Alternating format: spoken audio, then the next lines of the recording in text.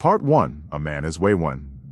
Stop hoping for a completion of anything in life. Most men make the error of thinking that one day it will be done.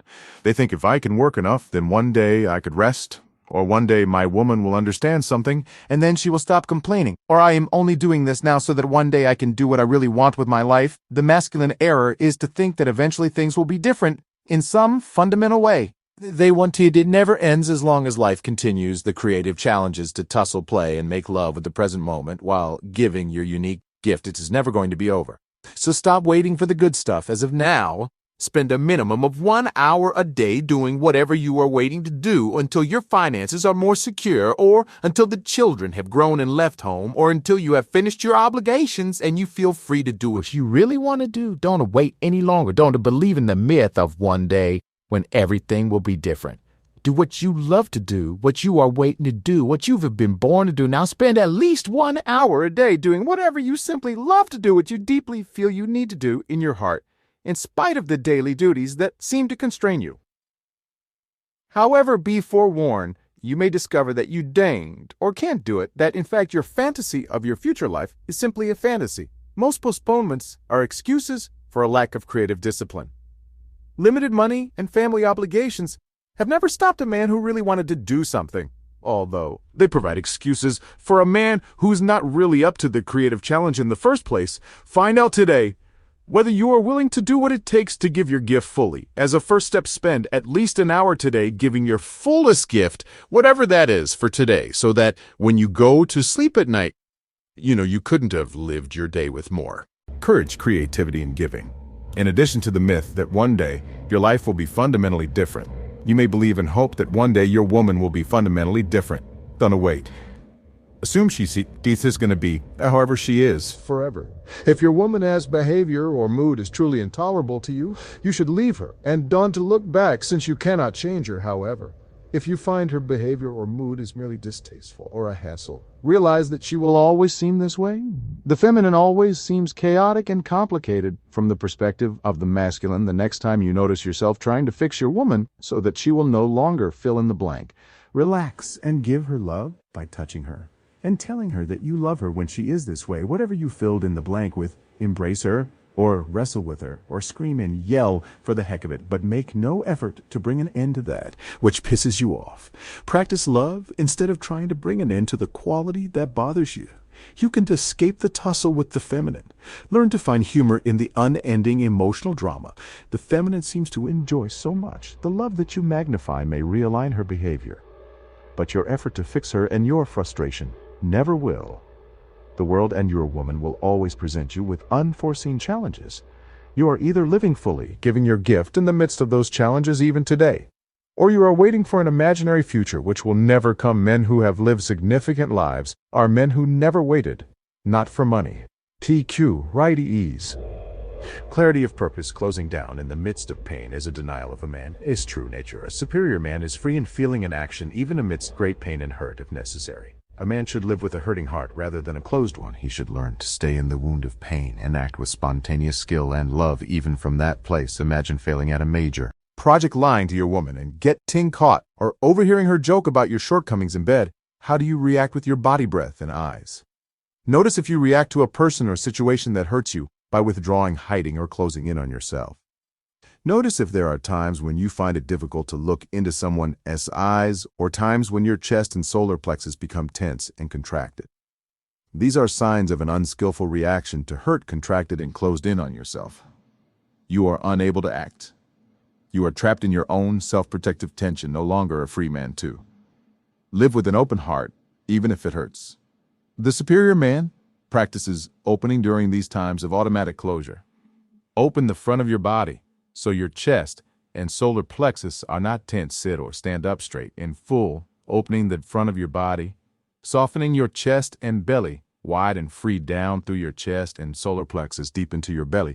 Look directly into the eyes of whomever you are with, feeling your own pain, as well as feeling the other person only when the front of your body is relaxed and opened, your breath full and deep, and your gaze unguarded and directly connected with another person.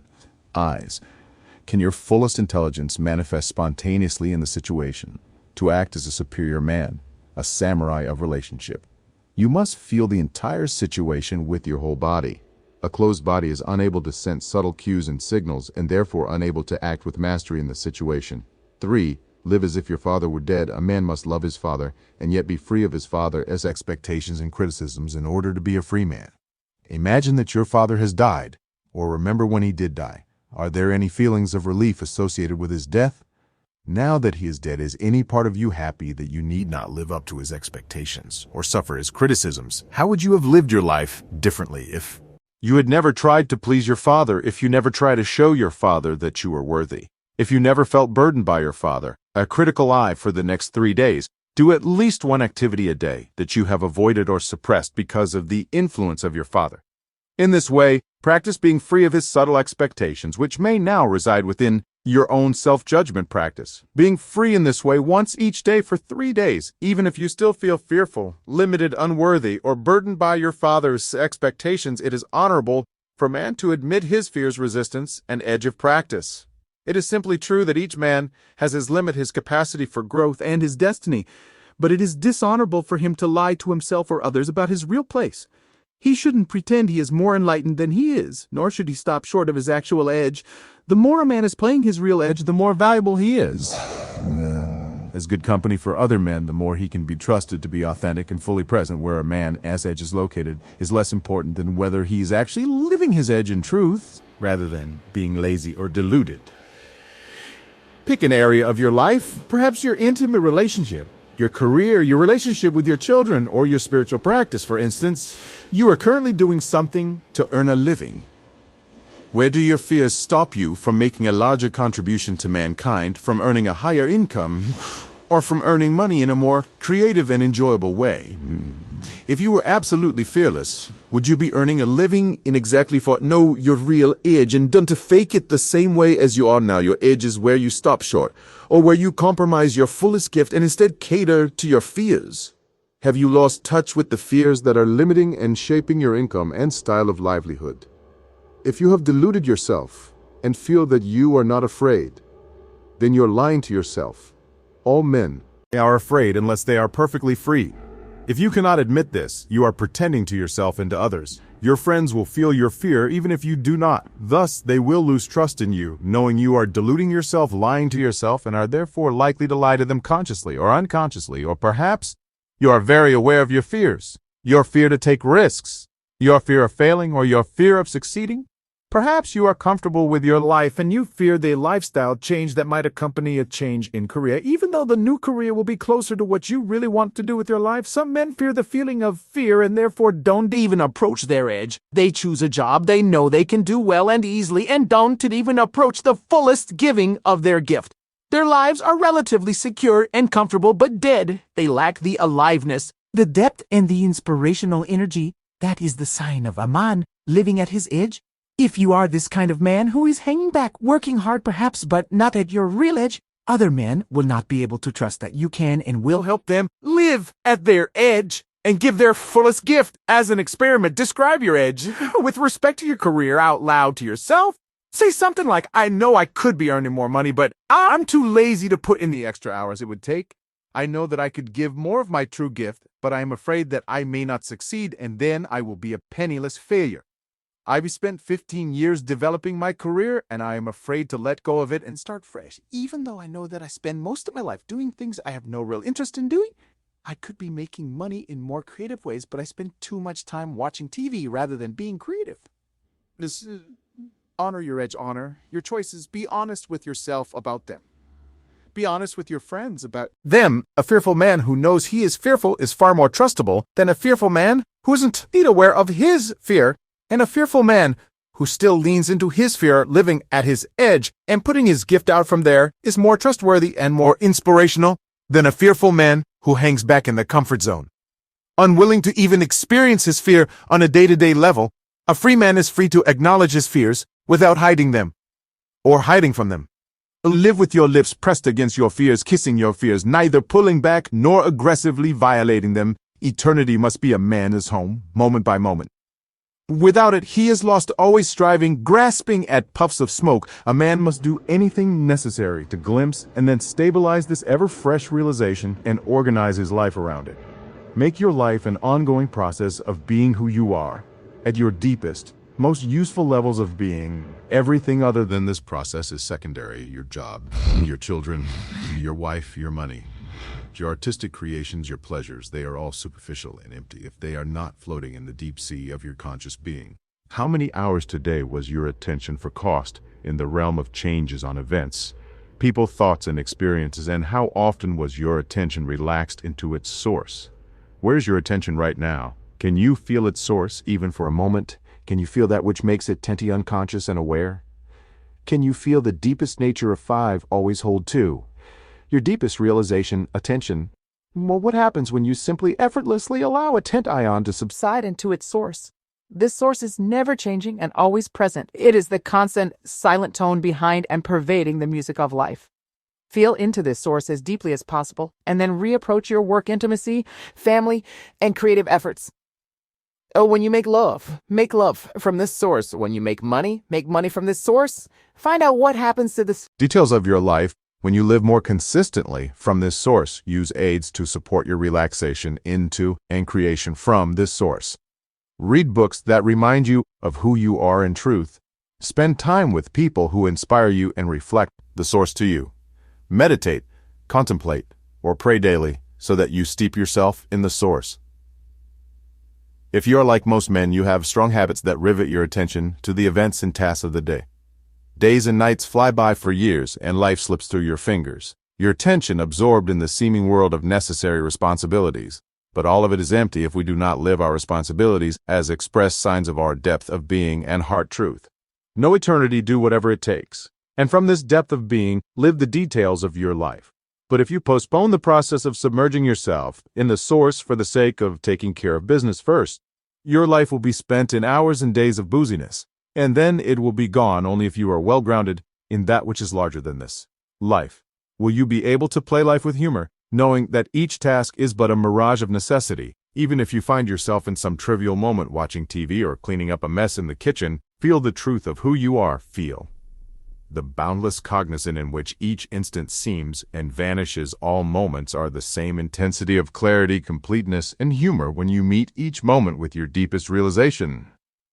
Nothing that has ever happened has made any difference to the one who you are. If a woman suggests something that changes a man perspective, then he should make a new decision based on his new perspective, but he should never betray his own deepest knowledge and intuition in order to please his woman or go along with her. Both she and he will be weakened by such an action. They will grow to resent each other, and the crust have accumulated. Inauthenticity will burden their love as well as their capacity.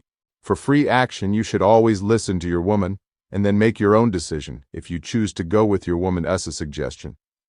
Even when deep in your heart you feel that another decision is more wise, you are in effect saying, I don't trust my own wisdom. You are weakening yourself by telling yourself this. You are weakening your woman as trust in you. Why should she trust your wisdom if you don't? When you deny your deep truth to please your woman, everyone will feel your lack of authenticity. They will sense that six never change your mind just to please a woman. Your false smile hides an inner division. Your friends, children, and business colleagues may love you, but they won't trust you since you don't trust your own core intent. And more importantly, your own sense of inauthenticity will burden your capacity to act with clarity. Your actions won't jibe with your core. However, if you listen to your woman, taking everything she says into account and making your own best decision, then you are acting in accordance with your core. You are saying, in effect, my deepest wisdom is leading me to this decision. If I am wrong, I will learn from it, and my wisdom will have deepened. I am willing to be wrong and grow from it. I trust this process of acting from my deepest wisdom. This attitude of self-trust engenders others' trust in you. You may be wrong, but you are willing to find out. Thus, grow from the experience. You're open to listening to others, but in the end, you'll take the responsibility for making your own decision. There is nobody else to blame. However, if you give up your real decision to follow your woman, then you will blame her for being wrong if she is wrong, and you will feel disempowered if she is right, having denied yourself the opportunity to act from your core and grow from your mistakes. Be open to changing your feeling based on whatever your woman might reveal to you through her words or her body language, and then make your own decision based on your deepest intuitive wisdom and knowledge. You may make the right decision or the wrong one, but whatever happens, it is your best shot and you will strengthen your capacity for future action. Every man knows that his highest purpose in life cannot be reduced to any particular relationship. If a man prioritizes his relationship over his highest purpose, he weakens himself to serve the universe and cheats his woman of an authentic man who can offer her full, undivided presence. Admit to yourself that if you had to choose one or the other, the perfect intimate relationship or achieving your highest purpose in life, you would choose to succeed at your purpose. Just this self-knowledge often relieves much pressure a man feels to prioritize his relationship, when in fact it is not his highest priority. Your mission is your priority. Unless you know your mission and have aligned your life to it, your call will feel empty. Your presence in the world will be weakened, as will your presence with your intimate partner the next time you notice yourself giving in to your woman, postponing your mission and denying your true purpose in order to spend time with her. Stop telling your woman that you love her, but you cannot. Deny your heart 7. Your purpose must come before your relationship purpose. Tell her that you will spend 30 minutes or some specific time with her in absolute attention and total presence. But then you must return to carry on your mission. Your woman will be more fulfilled with 30 minutes a day of undivided attention and ravishing love than she will with a few hours of your weak and divided presence when your heart really isn't into it. Time you spend with your woman should be time you really want to be with her more than anything else. If you would rather be doing something else, she'll feel it. Both of you will be dissatisfied. 8. Lean just beyond your edge. In any given moment, a man's growth is optimized if he leans just beyond his edge, his capacity, his fear. He should not be too lazy happily stagnating in the zone of security and comfort, nor should he push far beyond his edge, stressing himself unnecessarily unable to metabolize his experience. He should lean just slightly beyond the edge of fear and discomfort constantly in everything he does. Once you are honest with yourself about your real edge, it is best to lean just beyond it. Very few men have the guts for this practice. Most men either settle for the easy path or self-aggrandize themselves by taking the extreme hard path. Your insecurity may cause you to doubt yourself, and so you take the easy way, not even approaching your real edge or your real gift. Alternatively, your insecurity may lead you to push, seeking to become victorious over your own sense of lack. Both approaches avoid your actual condition in the moment, which is often fear. If you are stressfully avoiding your fear, you cannot relax into the fearless. Your fear is the sharpest definition of yourself. You should know it. You should feel it virtually constantly. Fear needs to become your friend, so that you are no longer uncomfortable with it. Rather, primary fear shows you that you are at your edge. Staying with the fear, staying at your edge, allows real transformat ion to occur, neither lazy nor aggressive. Playing your edge allows you to perceive the moment with the least amount of distortion you are willing to be with what is, rather than trying to escape it by pulling back from it or trying to escape it by pushing beyond it into some future goal. Fear of fear may lead you to or hang back, living a lesser life than you are capable. Fear of fear may lead you to push ahead, living a false life, off-center tense, and missing the moment. But the capacity to feel this moment, including your fear, without trying to escape it, it creates a state of alive and humble, spontaneous pity. You are ready for the unknown as it unfolds. Since you are not pulled back or pushed forward from the horizon of the moment, you are hanging right over the edge. By leaning just beyond your fear, you challenge your limits compassionately. Without trying to escape the feeling of fear itself, you step beyond the solid ground of security. With an open heart, you stand in the space of unknowingness, raw and awake. Here the gravity of deep being will attend you to the only place where fear is obsolete, the eternal freefall of home. Where you always are, own your fear and lean just beyond it in every aspect of your life. Starting now, do it with love. The way a man penetrates the world should be the same way he penetrates his woman, not merely for personal gain or pleasure, but to magnify love, openness, and depth. The next time you embrace your woman sexually, feel your ultimate desire, your deepest desire in life. Feel why you're doing anything at all in life, and specifically why you are uniting with your lover.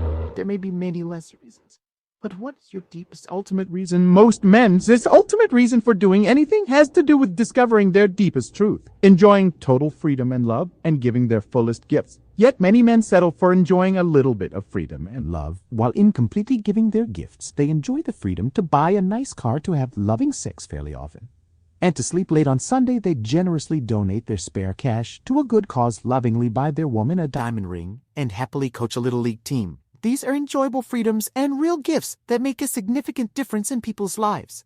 But for many men, it is still not enough.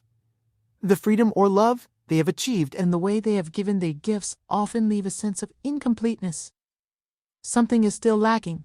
There is still a desire to go beyond, to untrap themselves, to enjoy life free of a subtle sense of constraint. Loneliness, underlying tension and fear.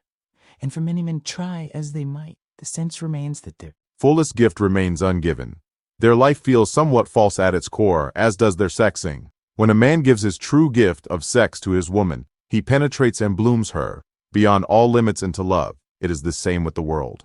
To bloom woman and world for real takes authenticity, persistence and courage of heart. A man must know the truth at his core and be willing to give his gifts fully, no holding back. He must be willing to dedicate his sex and his life to magnifying love by penetrating woman and world with his true gifts. This willingness is rare. Many men are willing to poke their woman and bloom her in a mediocre way, sharing a few orgasms and a few emotional moments of bonding before going over tomorrow's schedule. Many men are willing to poke the world and bloom it in a mediocre way, making a few bucks and contributing enough betterment so they don't feel like their life is a total waste. But very few men are willing to do the deed for real, to use everything they've got to liberate their woman and the world into the deepest possible truth, love, and openness. Few men are willing to give their deepest genius, their true endowment, the poetry of their very being. With every thrust of sex in life, most men are limp and with doubts and uncertainties, or they hold back their true drive because of fear, so they diddle their woman and the world just enough to extract the pleasure and comfort they need to assuage their nagging sense of falsity and incompleteness. But if you're willing to discover and embrace your truth, lean through your fears and give everything you've got, you can penetrate the world and your woman from the core of your being and bloom them into love without limit. You can ravish your woman so deeply that her surrender breaks your heart into light. You can press yourself into the world with such enduring love that the world opens and receives your deepest gifts. There is no essential difference between entering your woman feminine heart and entering fully into the world. Both forms of intercourse, sexual and worldly, require sensitivity, spontaneity, and a strong connection to deep truth in order to penetrate chaos and closure in a way that love prevails. Neither woman nor world are predictable. They will often seem to resist your gifts and test your capacity to persist. And just as surely they will tenderly respond to the authenticity of your relaxed administrations, the freedom expressed in your humor and the invasion of your adamant love. They will open in love and receive you fully, only to resist and test you again moments or days later. Neither woman nor world can be second guess or fool. They know when you are just clicking around. They want to receive you for a real.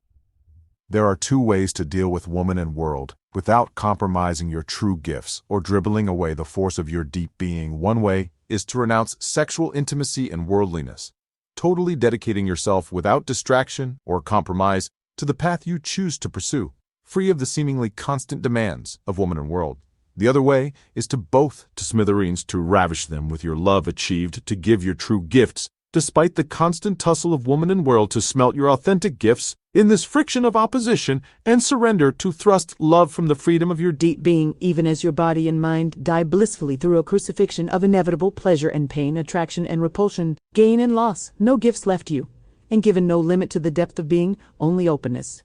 Freedom and love is the legacy of your intercourse with the woman and world. If you're going to tryst with women and world at all, better to go all the way and ravish them from the depths of your true core, blooming them open with the wide gifts of your unrelenting heart. Otherwise, if you sheepishly penetrate them to gratify your own needs, your woman and the world will feel your lack of dedication, depth, and truth. Rather than yielding in love to your loving, they will distract you, suck your energy, and draw you into endless complications, so that your life and relationship become an almost constant search for release from constraint. You can be a renunciate and live alone apart from woman and world, but if you choose a life of sexual and worldly intercourse, you will feel trapped by woman and world, unless you are free in the midst of true yielding yourself into the giving, holding nothing back, dissolving all time in the open of love through thick and thin. This is the way of the superior man. Then enjoy your friend's criticism. A man's capacity to receive another man's direct criticism is a measure of his capacity to receive masculine energy. If he doesn't have a good real Italian ship to masculine energy, example, his father, then he will act like a woman and be hurt or defensive rather than make use of other men's criticism. About once a week, you should sit down with your closest men friends and discuss what you are doing in your life and what you are afraid of doing. The conversation should be short and simple. You should state where you are at. Then your friend should give you a behavioral experiment, something you can do that will reveal something to you or grant more freedom in your life. I want to have an affair with Denise, but I don't want to hurt my wife. I am afraid of her finding out. You might say you've been talking about Denise now for 6 months. You are wasting your life energy on this fantasy. You should either have sex with her by tomorrow night or drop the whole thing and never talk about it again. Your friend might say challenging your hesitation and mediocrity. Okay, I know I'm not going to do it. I see now that I'm too afraid of ruining my marriage to have an affair with Denise. My marriage is more important than my desire for Denise. I'll drop it and refocus on the priorities in my life. Thanks to your close men, friends should be willing to offer them your brutal honesty in the same way if you are all to grow. Good friends should not tolerate mediocrity in one another. If you are at your age, your men friends should respect that but not let you off the hook. They should honor your fears and in love, continue to go at you beyond them without pushing you. If you merely want support from your men friends without challenge, it bespeaks an unresolved issue you may have with your father, whether he is alive or dead. The father force is the force of loving challenge and guidance. Without this masculine force in your life, your direction becomes unchecked, and you are liable to meander in the mush of your own ambiguity and incision. Your close men friends can provide the start light of love and compromised by a fearful Mr. Nice act by which you can see the direction you really want to go. Choose men friends who themselves are living at their edge, facing their fears and living just beyond them. Men of this kind can love you without protecting you from the necessary constation with reality that your life involves. You should be able to trust that these friends will tell you about your life as they see it, offer you a specific action which will shed light on your own position, and give you the support necessary to live in the free dawn just beyond your edge, which is not always or even usually comfortable. Without a conscious life purpose, a man is totally lost, drifting, adapting to events, rather than creating events without knowing his life purpose. A man lives a weakened, impotent existence, perhaps eventually becoming even sexually impotent, all prone to mechanical and disinterested sex. The core of your life is your purpose. Everything in your life, from your diet to your career, must be aligned with your purpose if you are to act with coherence and integrity in the world. If you know your purpose, your deepest desire, then the secret of success is to discipline your life so that you support your deepest purpose and minimize distractions and detours. But if you don't know your deepest desire, then you can align your life to it. Everything in your life is dissociated from your core. You go to work, but since it's not connected to your deepest purpose, it is just a job, a way to earn money. You go through your daily round with your family and friends. But each 11, if you don't know your purpose, discover it now moment, is just another in a long string of moments, going nowhere, not inherently profound, disconnected from your core. You feel weak. This empty feeling will undermine not only your erection in the world, but your erection with your woman too. However, when you know your true purpose, which is your core desire in life, each moment can become a full expression of your core desire. Every instant of career, every instant of intimacy is filled with the power of your heart purpose. You're no longer just going through the motions at work and with your woman, but you are living the truth of your life and giving the gifts of your love moment by moment. Such a life is complete unto itself. In every instant, the superior man is not seeking for fulfillment through work and woman, because he is already full for him. Work and intimacy are opportunities to give his gifts and be vanished in the bliss of the giving. A man must be prepared to give 100 to his purpose, fulfill his karma or dissolve it, and then let go of that specific form of living. He must be capable of not knowing what to do with his life, entering a period of unknowingness and waiting for a vision or a new form of purpose to emerge. These cycles have strong specific action, followed by periods of not knowing what the hell is going on, are natural for a man who is shedding layers of karma in his relaxation into truth. As you open yourself to living at your edge, your deepest purpose will slowly begin to make itself known. In the meantime, you will experience layer after layer of purposes, each one getting closer and closer to the fullness of your deepest purpose. It is as if your deepest purpose is at the center of your being, and it is surrounded by layers of concentric circles, each circle being a lesser purpose. Your life consists of penetrating each circle from the outside toward the center. 12. Be willing to change everything in your life. The outer purposes are often the purposes you have inherited or learned from your parents and your childhood experiences. Perhaps your father was a fireman, so you wanted to be a fireman, or in reaction to him, you've decided to be an arsonist. In any case, the outer circles, the purposes you often apply yourself to early in life, are most likely only distant approximations of your deepest purpose. If your deepest purpose is to meditate and realize God, you might find that before you can totally dedicate yourself to this practice, you must work your way through the concentric circles of playing with sexual partners, using drugs, getting married, children, developing a career, and finally having dissolved your fascination and need to do all of that, getting down to the business of full-time meditation. As you dissolve each layer and move toward the center, you will more and more be living from your deeper purposes and then your deepest heart purpose, whatever that is, in every moment. However, you probably are not living your deepest purpose yet. You probably need to burn off the karma or fulfill the need of the present purpose by which you are fascinated and distracted. It is easy to feel disappointed by life. Success is never as fulfilling as you think it is going to be. But there is a reason for this. Successfully completing a lesser purpose doesn't feel very good for very long, because it is simply preparation for advancing toward a greater embodiment of your deeper purpose. Each purpose, each mission is meant to be fully lived to the point where when you suddenly have no interest whatsoever in a project or mission that just previously motivated you highly, it becomes empty, boring, and useless. Then it should be discarded. This is a sign of growth, but you may mistake it for a sign of failure. For instance, you may take on a business project, work at it for several years, and then suddenly find yourself totally disinterested. You know that if you stayed with it for another few years, you would reap much greater financial reward than if you left the project now. But the project no longer calls you. You no longer feel interested in the project. You have developed skills over the last few years working on the project, but it hasn't yet come to fruition. You may wonder now that you have the skills. Should you stick with it and bring the project to fruition, even though the work feels empty to you? Well, maybe you should stick with it. Maybe you are bailing out too soon, afraid of success or failure, or just too lazy to persevere. This is one possibility. Ask your close men friends if they feel you are simply losing steam, wimping out, or afraid to bring your project to completion. If they feel you are bailing out too soon, stick with it.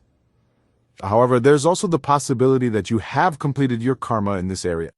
It is possible that this was one layer of purpose which you have now fulfilled on the way to another layer of purpose closer to your deepest purpose. Among the signs of fulfilling or completing a layer of purpose are these two.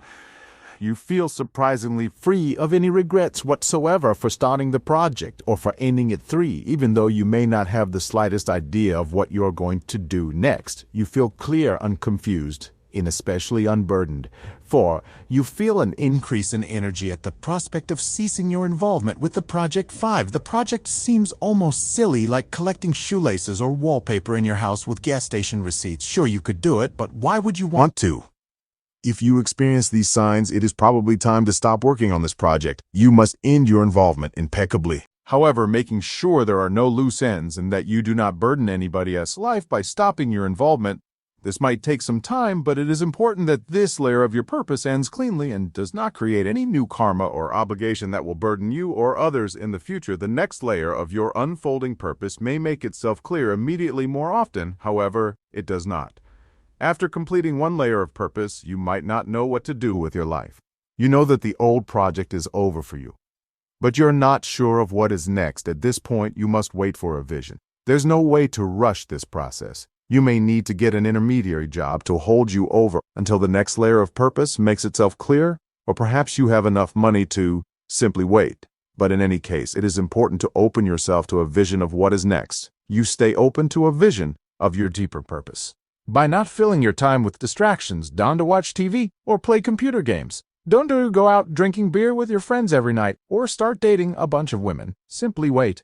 You may wish to go on a retreat in a remote area and be by yourself. Whatever it is you decide to do consciously, keep yourself open and available to receiving a vision of what is next. It will come when it comes. It usually wants to be a detailed vision. You will probably have a sense of what direction to move in. But the practical steps might not make themselves clear when the impulse begins to arise. Act on it. Don't wait for the details. Learn by trial and error what it is you are to do. For instance, perhaps you are a stockbroker and then finish that particular layer of purpose. You saved up some money, so now you are waiting for a vision of your next layer. After 3 weeks of going crazy, not knowing what you are going to do with your life, you begin to feel that you want to work with people. You begin to fantasize about using your financial skills to help people set up their Own businesses. You have a few friends who have great intentions to save the world, but they are lousy businessmen and can seem to get off the ground. So you call them and offer your help. As you help them, you continually feel for the groove of your purpose. You might have a few false starts, but eventually you find that dozens of nonprofit groups are telephoning you asking for your advice. It feels as if the universe is supporting you. In this direction, you have no idea whether you can earn a living doing this, but it feels right for now. So you apply yourself fully to it. You give your gift 100 without holding anything back soon. A wealthy man finds out about what you are doing. He admires your total commitment and your orientation to serve others. He becomes your patron. Now you are set. You have a good income. You are doing what you really want to do, and you are helping others. You love what you do, so you generate love in those who come in contact with you. Your life feels full. And then one day, a few years later, it is finished. This layer has dissolved, and the cycle begins again and again until you have penetrated all the layers into your deepest purpose. Then you act fully until that purpose too is dissolved in the bliss of the love that you are. If a man never discovers his deepest purpose, or if he permanently compromises it and uses his family as an excuse for doing so, then his call becomes weakened and he loses depth and presence. His woman loses trust and sexual polarity with him. Even though he may be putting much energy into parenting their children and doing the housework, a man should, of course, be a full participant in caring for children and the household. But if he gives up his deepest purpose to do so, ultimately, everyone suffers. Take care of the children and the house as much as you want. Just remember that if you give up your true purpose to do so for too long, you are not really helping anyone. Parenting children, as well as any responsible commitment and love, requires that you transcend your own personal preferences for the sake of the larger commitment, for the sake of service and love. This is a natural part of being a householder. However, you cannot abnegate your deepest purpose to do so, or else you will 13. Down to use your family as an excuse. Feel frustrated, eventually resign yourself to a lesser life than you know you are capable of living. This self-resignation will communicate itself to your woman and your children. They will feel your weakness. Your woman will begin to take charge more than she really wants, since you are clearly not capable of taking charge yourself, and someone has to do it. Your children will challenge your capacity to discipline them, since they can feel your own lack of authentic self-discipline. Try as you might, once you have negated your own deep purpose, your household will become a place where everybody tests your capacity to stand your ground, and you will lose. Obviously, as a father or a householder, you will want to give your love, skill, energy, and time to your family. It will be your joy, and it will also be a necessity. However, the motive to dedicate time to householding may or may not be symmetrical between partners, and this should be an ongoing discovery for each couple. This motive may change over time for both men and women as their lives grow through different stages. The priority of the feminine in men and women is the flow of love in relationship. The priority of the masculine in men and women is the mission which leads to freedom. Ultimately, true freedom and true love are the same. However, the journey of the masculine and feminine to this unity of love and freedom is very different if your woman has a more feminine essence than you, or if she's in a more feminine phase of life than you. Then her priority will be the flow of love in her life. Her call will be much more fulfilled by the love she shares with the children than yours will be. You will also feel great fulfillment sharing love with your children.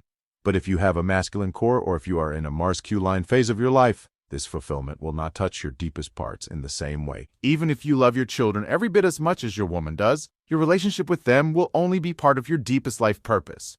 What is your deepest life purpose? For some men, their deepest life purpose is their family. If you were one of these men, you probably aren't too concerned about the issue of whether or not you are using your family as an excuse. Many men, however, regardless of how much they love their family, also feel a deeper calling. If they do not live true to this calling, then the core weakens, even if they genuinely love and desire to serve their family. When you know your direction and are living it fully, your core is alive and strong. Your children will naturally feel this. They will respond to your clarity and presence differently than they will respond to your ambiguity that results from having detoured from your deepest purpose, because you think it is right or fair that you spend time with them, a short period of time with a father who is absolutely present, fall in love, undivided inside, unsure of his mission in life, will affect your children much more positively than if they spend lots of time with a father who is ambiguous in his intent and has lost touch with his deepest purpose. No matter how much he loves his children, learn most from their parents by osmosis if their father is subtly weakened and compromised. This will flavor their experience of his love, just as you did with your father. Your children will unconsciously replicate or react to the emotional taste they absorb from you. Your essentially emotional tone, at easing your deepest purpose or fearful in the ambiguity of your intent, becomes part of your children's home. If you and your woman both work, it is better to make arrangements with other families to timeshare child caring, or to hire someone to help with your children, than to permanently compromise your deepest purpose and truth because you feel you must do so to spend more time with your children. It is not the amount of time, but the quality of the interaction that most influences a child's growth. Children are exquisitely sensitive to emotional tone. If you are not full In your core, aligned with your deepest purpose and living a life of authentic commitment, your children will feel it for their sake, your sake, and your woman's sake. Discover your deepest purpose. Commit yourself completely to its process and find a way to embrace your family as you do so. Be with your woman and your children without compromise or ambiguity. Don't use your family as an excuse to be less than you can be with birth control. So readily available children are a choice. If you choose to be a householder and raise children, you are responsible for serving them with as much authentic love as possible, which you can only give if your life is aligned with your deepest purpose. Don't cheat your family of your fullest core. And don't use them as an excuse to avoid the work it will take to manifest your highest vision. You can give love to your family and engage your life as work. If you discipline yourself to act on your deepest desires with priority, then when you're with your family, you are with them totally, since there is no chronically unfinished business in your life to distract you and no inner ambiguity about where you want to be or what you really want to be doing. Whatever the specifics of a man's purpose, he must always refresh the transcendental element of his life through regular meditation and retreat. A man should never get lost in the details of his life and forget that you will timely, and in truth life amounts to nothing other than what is the deepest truth of this present moment. Tasks don't to get a man anywhere more conscious or free than he is capable of being in this present moment. You have probably noticed yourself in the do mode. You are totally focused, intent on getting a task done. You don't want to be disturbed if anyone tries to interrupt you with a question. You ignore them or give them a quick answer so you can keep on track. This do mode is very common among men, whether you are trying to hear something on TV or finish a report by midnight. Your attention is focused on the task at hand, and you don't want to be distracted. 14. Don't get lost in tasks and duties. This do mode is one of men's biggest strengths and weaknesses. It is great to be able to plow through obstructions and get the job done, and it is good to keep yourself disciplined and on purpose. But if you forget your larger purpose while pursuing the small and endless tasks of daily life, then you have reduced yourself to a machine of picayune even now. As you read this, you may be in a do mode, totally ensconced in the process of reading if you were to die right now. What would be the feeling texture of your last moment? Are you feeling the infinite mystery of existence, so that your last moment would be one of awe and gratitude? Is your heart so wide open that your last moment would dissolve in perfect love? Or are you so absorbed in some task that you would hardly notice death upon you until the last instant? Whoosh, and everything is gone. The test of your fullness in every moment is your capacity to die in free and loving surrender, knowing you've done everything you could do while alive to give your gift and know the truth of being. Have you loved fully? Or do you have unexpressed feelings that would change your last moment with regret? Do you consistently relax into the awe of immense mystery, or are you so absorbed in your work and projects that you no longer feel the miracle of existence? Each moment emerging from and dissolving into the great unknowable. Has your task addiction built blinders that limit the vastness of your vision? Even now, tests are important, but no amount of duties adds up to love, freedom, or full consciousness. You cannot do enough, nor can you do the right things, so that you will finally feel complete. Doing is simply the nature of your bodily life. If you want the body to continue, you must eat and breathe. You must work, care for your family, and brush your teeth. But these are just the mechanics of life on earth. They never come to the absolute truth of your being when you do your tasks in the right way. They liberate your life energy so that you can attend to what really matters. The investigation, realization, and embodiment of true freedom. Do you even know what this means? Have you devoted yourself to finding out the deepest truth of your own existence? If in this very moment your tasks are not supporting your life in this way, you must drop them or change them so that they do. Otherwise, you are wasting your life. Whereas many women waste precious time swirling in emotional currents and eddies, many men waste their breath seeking the completion of tasks, nose to the grindstone day after day, year after year, and you become a robot of duty. Rather, raise your eyes, see to the horizon, and do your tasks in the spirit of sweeping out your house on a sunny day to help you remember the triviality of your daily tasks. Interrupt your schedule with refreshers. These refreshers should cut to your core and strip the fat off the moment. Consider your own death. Behold an image of the most enlightened being you know. Contemplate the mystery of existence. Relax into the deepest and most profound loving of which you are capable in your own way. Remember the infinite and then return to the task at hand this way. You will never lose perspective and begin to think that life is a matter of tasks. You are not a drone. You are the unbounded mystery of love. Be so without forgetting your tasks. A woman often seems to test her man's capacity to remain unperturbed in his truth and purpose. She tests him to feel his freedom and depth of love, to know that he's trustable. Her tests may come in the form of complaining, challenging him, changing her mind, doubting him, distracting him, or even undermining his purpose in a subtle or not-so-subtle way. A man should never think his woman's testing is going to end and his life will get easier. Rather, he should appreciate that she does these things to feel his strength, integrity, and openness. Her desire is for his deepest truth and love. As he grows, so will her testing. Every moment of your life is either a test or a celebration. The same is true about every moment with your woman, only doubly.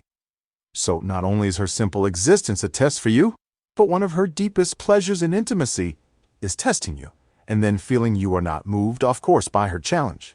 The most erotic moment for a woman is feeling that you are Shiver, the divine, masculine, imperturbable, totally loving, fully 15. Stop hoping for your woman to get easier, present, and all-pervading. She cannot move you because you already are what you are with or without her. She cannot scare you away because you already penetrate her in fearless love, providing her heart and body. She cannot distract you because your one-pointed commitment to truth will not bend to her wiles, feeling this hugeness of love and freedom in you. She can trust you utterly and surrender her testing in celebration of love until she wants to feel you as Shiver again, and then the testing will begin anew. In fact, it is precisely when you are most Shiver-like that you will most test you. Perhaps you have been working towards some financial goal, and finally you have succeeded. After months or years of effort, you have creatively earned a large amount of money. You feel happy, full, successful. You feel great. You come home to your woman and want to share the news with her. I just made $1 million today. That says nice. That says nice. You know how hard I've been working for this. I know it feels like I haven't seen you in months. Did you remember to pick up the milk on the way home? Oh, sorry, I forgot. But who cares? We could buy a dairy farm now. I asked you to pick up the milk 3 times this morning, and I put a note on your briefcase. How could you forget? I said, sorry, look, I'll go get the damn milk. Why is she being this way? Because she simply wants to deflate your success. No, she is challenging you because your success doesn't mean to her. Unless you are free and loving, and if you are free and loving, nothing, she says, can collapse. You want to feel you are uncollapsible, so she pokes you in your weak spot. Of course, she knows how much this moment of success means to you. This is precisely why she's negating it, not because she wants to hurt you, but because she wants to feel Shiver. She wants to feel your strength. She wants to feel that your happiness is not dependent on her response, nor on you making $1 million. She wants to feel you are a superior man. It is a tall order to be this free. And in your more mediocre moments, you will wish your woman would settle for less. But if you are a man who is living his fullest, willing to play his edge and grow through difficulties, then you will want her to test you. You may not like it, but you don't want her to settle for some bozo who depends on his womanness. On his response to be happy, if you're aligned with your mission, you are essentially happy, even though time cycle between difficult and easy. You don't need your woman's strokes to fulfill your mission. It still feels good when she strokes you, but you don't need mommy anymore, telling you what a good boy you are, and your woman doesn't want you to need mommy. In fact, it sickens her. If your woman is weak, she may settle for a weak man and therefore play into your need to feel like a good boy. But if she's a good woman, a strong woman, she won't tolerate your childish needs for a pat on the head, collecting bigger toys, and being king of the mountain. A good woman will love the childlike part of you. But she wants your life to be guided by your deepest truths, not your intended childhood wounds. She wants to feel that at your core, you have grown beyond the need for kudos and $1 million toys. She wants to feel your self-generated strength of truth, so she will test you. She might not be fully conscious of why she is doing it, but she will poke your weak spots, especially in moments of your superficial success, in order to feel your strength. If you collapse, you flunk the test. You have let your woman deflate you. You have demonstrated your dependence on her for external validation. Even if you just made $1 million, you are a weak man. Your woman cannot trust you fully. If you remain full and strong, humorous and happy, you are truth, unperturbed by her testing. And then you pass the test. Honey, I'll get you some milk, all right, you say, as you sweep her off the ground and lay her on the couch, laughing, kissing, looking deeply into her eyes, and milking her happiness with the confident loving of your caresses. She can relax and trust your shiver core. She can surrender the tensions around her heart. You are trusted. You don't need her validation in order for you to be loving. You simply are loving the truth of. You is love. Your fullness is independent of mommy. You are not only a man, you are a superior man. A man who does his best to live his love in the world and in his intimacy. A man whose heart remains open, and whose truth remains strong even when his woman criticizes him. A man who can find the humor in forgetting to pick up the milk on a day he made $1 million. This is the kind of man your woman can trust. Now the moment is a moment of celebration. Now she can relax and truly join in your jubilation, knowing you are not dependent on her praise for your happiness. It will last perhaps 10 minutes. And then she will test you again. It never ends. A woman will always test her man for the pleasure of feeling his strength in loving his capacity to transcend nuisance, his persistence in his own truth, and his capacity to share that truth and love with her, even when she is complaining. Especially when she is complaining, her complaint is the beginning of her pleasure. It is not true criticism, but a test of your shiver. The criticism is entirely dissolved in love. As soon as she feels your humor and happiness in the midst of the poke, it never ends. This is the secret you can to get out of it. Finding a different woman, one to get you out of it. Therapy, one to get you out of it. Financial or sexual mastery, one to get you out of it. Your woman is testing you because she loves you. She wants to feel your truth. She wants to feel your love, and she wants to feel that your truth and love are stronger than the barb she can throw at you. Then she can relax and surrender into the polarity of man and woman. Then she can trust you the most. Loving women are the women who will test you the most. She wants you to be your fullest, most magnificent self. She wants to settle for us. Anything less, she knows it is true of you. She knows in your deepest heart you are free. You are shiver anything less than that. She will torment. And as you know, she is quite good at it. Yet, if your purpose is to be free, you wouldn't have it any other way. Part 2. Dealing with women. 16 women are not liars. Keeping your word is a masculine trait in men or women. A person with a feminine essence may not keep her word yet. It is not exactly lying in the feminine reality. Words and facts take a second place to emotions and the shifting moods of relationship when she says, I hate you, or I'll never move to Texas, or I don't want to go to the movies. It is often more a reflection of a transient feeling way than a well-considered stance with respect to events and experience. On the other hand, the masculine means what it says, amen, and word is his honor. The feminine says, what it feels, a woman as word is her true expression. In the moment, when you listen to your woman, listen to her as you would the ocean or the wind and the leaves. The sounds you hear from her are sounds of the motion of her feeling energy. Of course, there are times when she speaks in the masculine style of meaning exactly what she says, but more often and almost always in emotional moments. What she says is the sound of her feelings. Her feminine speech is far more like poetry than like a click art agenda for action in an emotional moment. What she says she is going to do is actually an expression of what she feels like doing in the moment, her feelings, and therefore what she is actually going to do could change in 5 minutes. It could change every 5 minutes. And whenever you are surprised by your woman-ass actions and you say to her, but you said, you are forgetting that she has a feminine essence. What your woman says is like a cloud passing in the sky. Well-formed, coherent, and unrecognizable moments later, the cloud is an expression of the precise physics of water, wind, and air. Your woman-ass words are expressions of the physics of her feelings. Your relationship and the nuances of the present situation, seen and unseen, a moment later, these factors will change. And so will your woman as expressions. You might ask her, do you want to go to the movies? She might reply, not really. Then you hug her and spin her around and say, let's go to the movies. And she says, okay. She is not talking about her desire to go to the movies. She is talking about the feeling of your relationship in the present moment. If after she said she didn't want to go to the movies, you said fine and sat down to watch TV, you would be missing. But the point she is not really saying she doesn't want to go to the movies, even though that is what she's saying. This is not lying for a man or for anyone speaking in the masculine style to say something that is not true is lying, but for the feminine, truth is a thin concept compared to the thickness of her flow of feelings. The truth of the feminine is whatever she is really feeling in this present moment. So when she says that she wants to move to Pittsburgh with you, and then, after you have sold the house, she says she doesn't want to move with you. Don't deduct to start yelling, but you said when she first told you she wanted to move, she was feeling good about the relationship. When she then told you she doesn't want to move, she was feeling bad about the relationship. Instead of arguing about what she said or didn't say, establish love and the intimacy. First, the basic rule is this. Don't believe the literal content of what your woman says unless love is flowing deeply and fully in the moment when she says it, and even then know that she's probably talking about her current feelings, not necessarily about the subject of whatever she's talking about.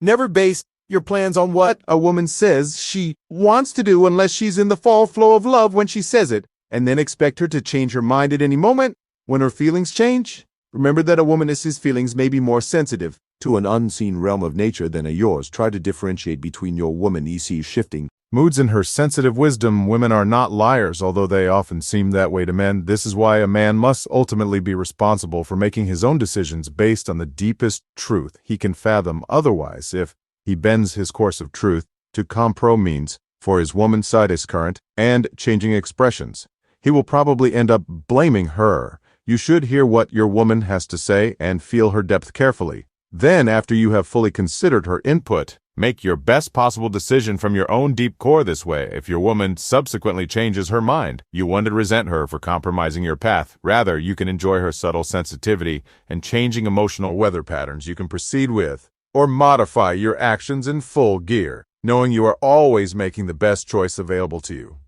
Having taken her depth of wisdom and her fluctuations of expression and mood wholly into account. 17. Praise her. The masculine grows by challenge, but the feminine grows by praise. A man must be unabashed and expressed in his appreciation for his woman. Praise her freely. Men grow by challenge. As a boy, other boys would challenge you in order to inspire you. I bet you can to jump over that fence in a place like boot camp. You are told you are a worthless slime dog, and this kind of insult challenges you to be your best. So as a man, you probably have a masculine habit of lunging people, including your woman, in order to get her to improve or grow. Only the masculine side of your woman will grow through challenge. The feminine side thrives on support and praise. Telling her, I love the shape of your body, will be much greater incentive for her to exercise than telling her, I hope you don't gain any more weight. Praise always magnifies the quality of your woman. That you praise, you are so beautiful when you smile is much more epic tight than you are so ugly when you frown. Although they both indicate your desire for her smile, when speaking to your woman, it is always better. To call the glass half full than half empty praise is literal food for feminine qualities if you want your woman to grow in her radiance, health, happiness, love, beauty, power, and depth. Praise these qualities. Praise them daily a number of times. It is a difficult practice for most men to learn, but you must learn to praise the very qualities you feel are not yet praiseworthy in order for them to become so. In other words, praise the tiny quality that you want to grow. If you know that your woman would be healthier if she exercised more, don't tell her that it will feel like an insult to her, a rejection of her the way she is. Instead, tell her how sexy she is when she sweats in her leotards. Tell her how much it turns you on when she moves her body. Whatever parts of her body you really like, let her know frequently. Praising the things you really enjoy when she exercises will magnify her exercising. On the other hand, by telling her why she should exercise, you are indicating that she is not acceptable to you the way she is. Praise works. Information doesn't. Praise motivates. Challenge doesn't. Try it. Praise specific things you love about your woman 5 to 10 times a day. Find out what happens. A man gets resentful and frustrated with his woman when he is too afraid, weak, or unskilled to penetrate her moods and test into love. He wishes she were easier to deal with, but it is not entirely her fault that she is. And complaining, it is also a reflection of her lack of being penetrated by love. When a man resigns and simply tolerates his woman's self-destructive moods, it is a sign of his weakness. His attitude has become one of wanting to escape women and the world, rather than wanting to serve women and the world into love. A man should tolerate and complaining moodiness in his woman, but he should serve her and love her with every ounce of his skill and perseverance. Then if she cannot or will not open in love, he might decide to end his relationship with her, harboring no anger or resentment, because he knows he's done everything he could. The whole point of an intimacy is to serve each other in growth and love, hopefully in better ways than we can serve ourselves otherwise. Why engage in intimacy? If your growth and love are 18 tolerating her leads to resenting her, serve more by living alone. Intimacy is about growing more than you could by yourself through the art of mutual gifting. One of the largest gifts you can give your woman is your capacity to open her heart when it is closed. Sure, she can get herself out of her dark mood, but your masculine thunderbolt of love can brighten her darkness in a way she can do for herself if you're like most men. However, you probably end up feeling burdened by your woman's mood. You feel your woman is a pain in the ass. You wish your woman would leave you alone and take care of herself. Eventually, you feel worn down or frustrated. You end up simply tolerating your woman's moods while resentment builds inside of you. Wonder what is her problem? Why can't you just be happy? The feminine part of your woman is either opening in loving surrender, easy moments, or closing in what ends up being an emotional test of your capacity to open her difficult moments. This cycle of the feminine is like all cycles in nature. It never ends. The sooner you learn to embrace and dance with these moods of closure, the sooner both of you will grow beyond the psychodrama and see the humor of the play instead of tolerating your woman. So moods of closure and complaint. Open her moods with your skillful loving. It is your gift to give. Both of you will grow more by your giving than by your tolerating. A superior man sees his woman as moods, not as a curse, but as a challenge and an amusement. There are many ways to creatively deal with her moods and help her to open, tickle her, take off your clothes, and dance there. What to see, sing opera for her. Make animal sounds, shout at her louder than you ever have, and then kiss her. Passionately press your belly into her until she melts. Lift her off the ground and spin her around. Occasionally talking with her helps, but not as often as humor and physically expressed love. If you have tried every creative, humorous, and powerful way of loving through her mood, and she still refuses to let go of her closure, then simply relax. You have done everything you can. If you are not skillful enough to serve her, or she is not willing enough to receive your gifts, Perhaps you are with the wrong woman. Just remember that any woman you're with, if she has a feminine sexual essence, will cycle through moods of closure every day, which seem to have no reason to them. You cannot avoid this by Changing women or waiting for the moods to stop. You can only develop your skill in serving your woman into openness. It never ends, though. Even if you're passionate, fearless, loving, and humorous with her. The weather continually cycles through rainy and dry spells. Night and day cycle in their turn, and your woman will continually cycle through openness and closure, even when her life and relationship with you seem great. If you find yourself merely tolerating this feminine mood cycle because you have been frustrated by endless discussions that go nowhere, you can be sure that you and probably your woman are building up resentment toward each other. Don't tolerate her mood and don't talk about it with her. Participate in it. Bloom her into fullness. Move her body with your body. Open her heart with your humor. Penetrate her closure with your fearless prayers. Hands. Open her heart again and again and again. She could do it by herself. But if she could grow more by herself than by receiving your gifts, perhaps she shouldn't be with you, 19. Don't analyze your woman. The feminine, where moods and opinions are like weather patterns. They are constantly changing, severe and gentle, and they have no single source. No analysis will work. There is no linear chain of cause. An effect that can lead to the kernel of the problem. There is no problem, only a storm, a breeze, a sudden change in weather, and the bases of these storms are the high and low pressure systems of love. When a woman feels love flowing deeply, her mood can instantly evaporate into joy, regardless of the supposed reason for the mood. As a man, you probably want to find the cause for the problems in your life. That way, you can eliminate the source of the problem by getting to its root. You can solve the problem, hopefully, once and for all. And so when your woman seems to have an emotional problem, you want to know why. You want to know what is upsetting her. You assume there is a specific cause. You want to know what triggered her bad mood so you can fix the situation because you love her. You begin asking her questions to get to the root of the problem. What is wrong? Did I do something to upset you? What are you crying about? Are you about to start your period? Did somebody say something horrible to you? You are under the illusion that when you find out the cause of her affliction, then the cure will easily follow. But it doesn't work that way. Your questioning is probably making her mood worse. The amazing thing is this: 90% of a woman's emotional problems stem from feeling unloved. So don't you stand back and analyze her like a doctor diagnosing a patient or like a therapist Gustining a client, give her your love, the same love that is motivating your questioning immediately and unmistakably walk over to her. Look deeply into her eyes, hold her and stroke her. Tell her how much you love her. Smile, hum her favorite song and dance with her, and chances are her emotional problem will evaporate. She may still have some situation to deal with, and you may be able to help her with that, but the emotional aspect will be converted to love. It is a very rare occasion when your analysis of her mood really leaves her of it. Most often, your analysis and attempts to fix her will just piss her off more. Ask her if she would rather you gave her love or analyzed her when she is upset. It is so easy to give her love. It is what both of you really want anyway. But as a man, you are more likely to try to fix her. That's exactly not what she wants, and exactly what will make the situation worse most of the time. The next time your woman is in a bad mood. Try this, assume she is not feeling love. Simply assume it. Even if it seems that it can be that simple, that there must be some underlying reason for her upsetness. A reason that you could fix. Assume she is more like a flower that needs watering than an engine that needs a carburetor adjustment. Don't assume anything is wrong at all. Assume that she wants love from you in a deep, strong, steady, and sensitive way. Look into her eyes with love, touch her. How she likes to be touched with love, and speak or sing to her with love. Discover what happens to her mood.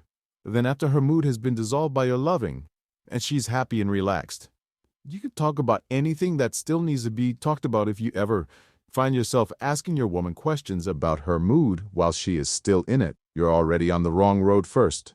Give her love through your eyes touch movement and tone, a voice then, and only then after the connection of love has been made, find out what remains to be talked about. Asking a woman to analyze or try to fix her own emotions is a negative tie-on of her feminine core, which is pure energy in motion. Like the ocean, she can learn to surrender her mood to God. She can learn to open her heart in the midst of closure. She can learn to relax her edges and trust love, but she will never fix anything.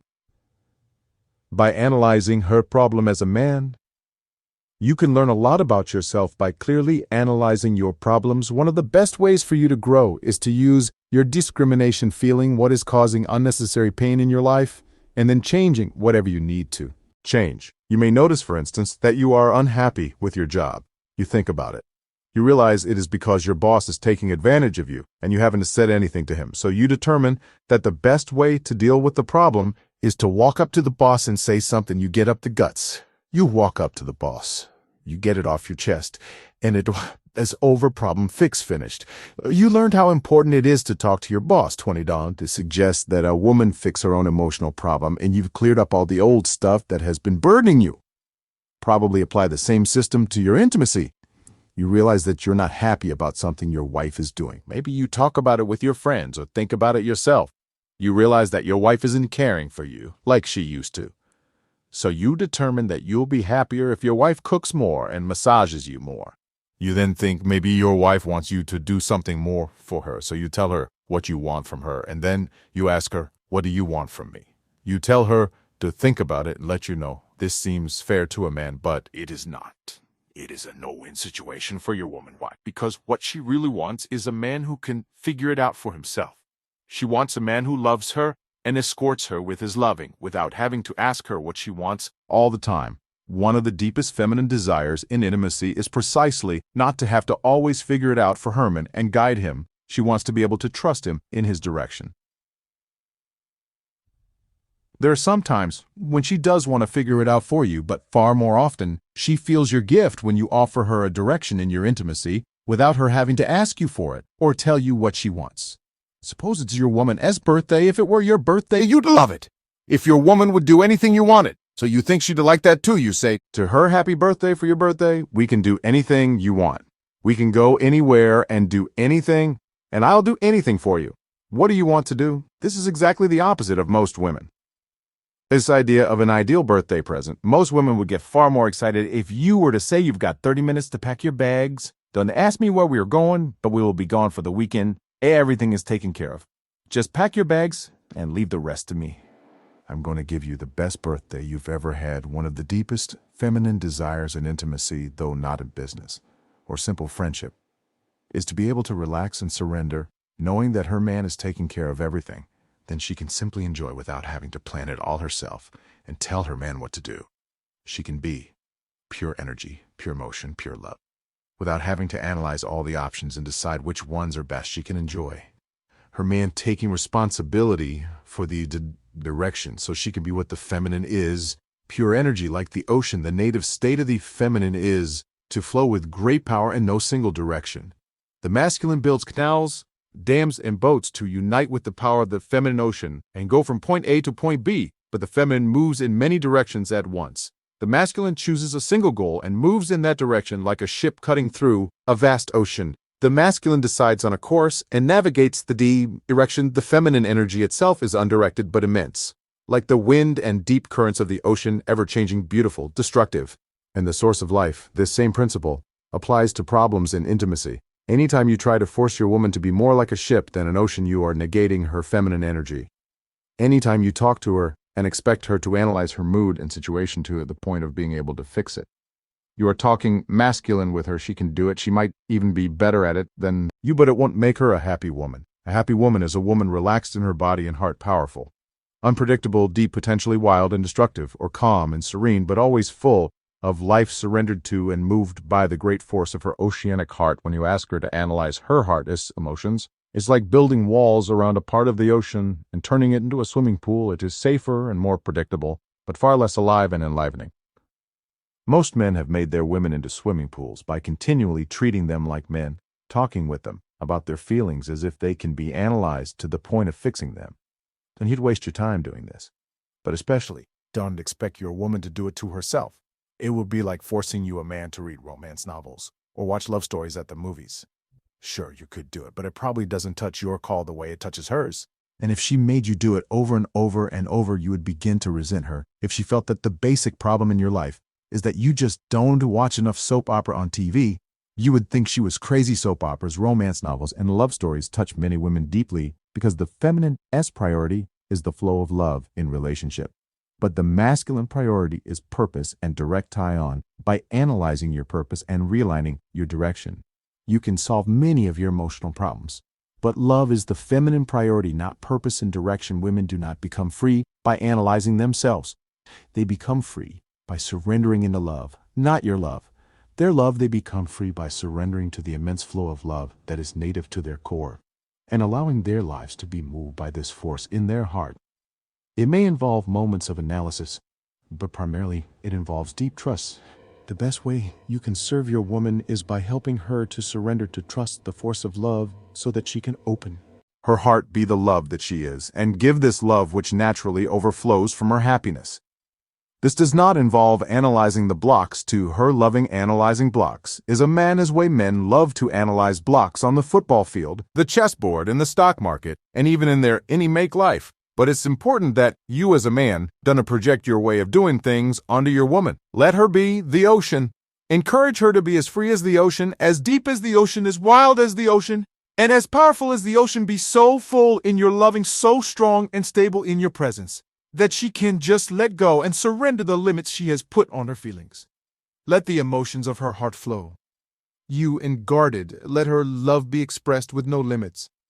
Let her go mad with love, has its own intelligence. Honor love's intelligence by realizing that analysis is not usually necessary to serve your woman. Openness.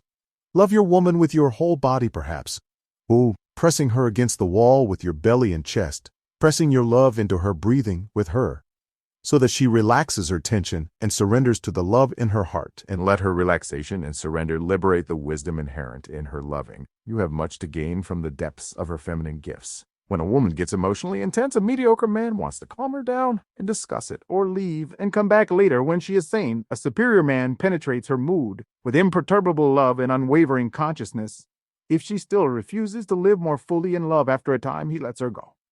If you are like most men, you probably aren't too fond of me.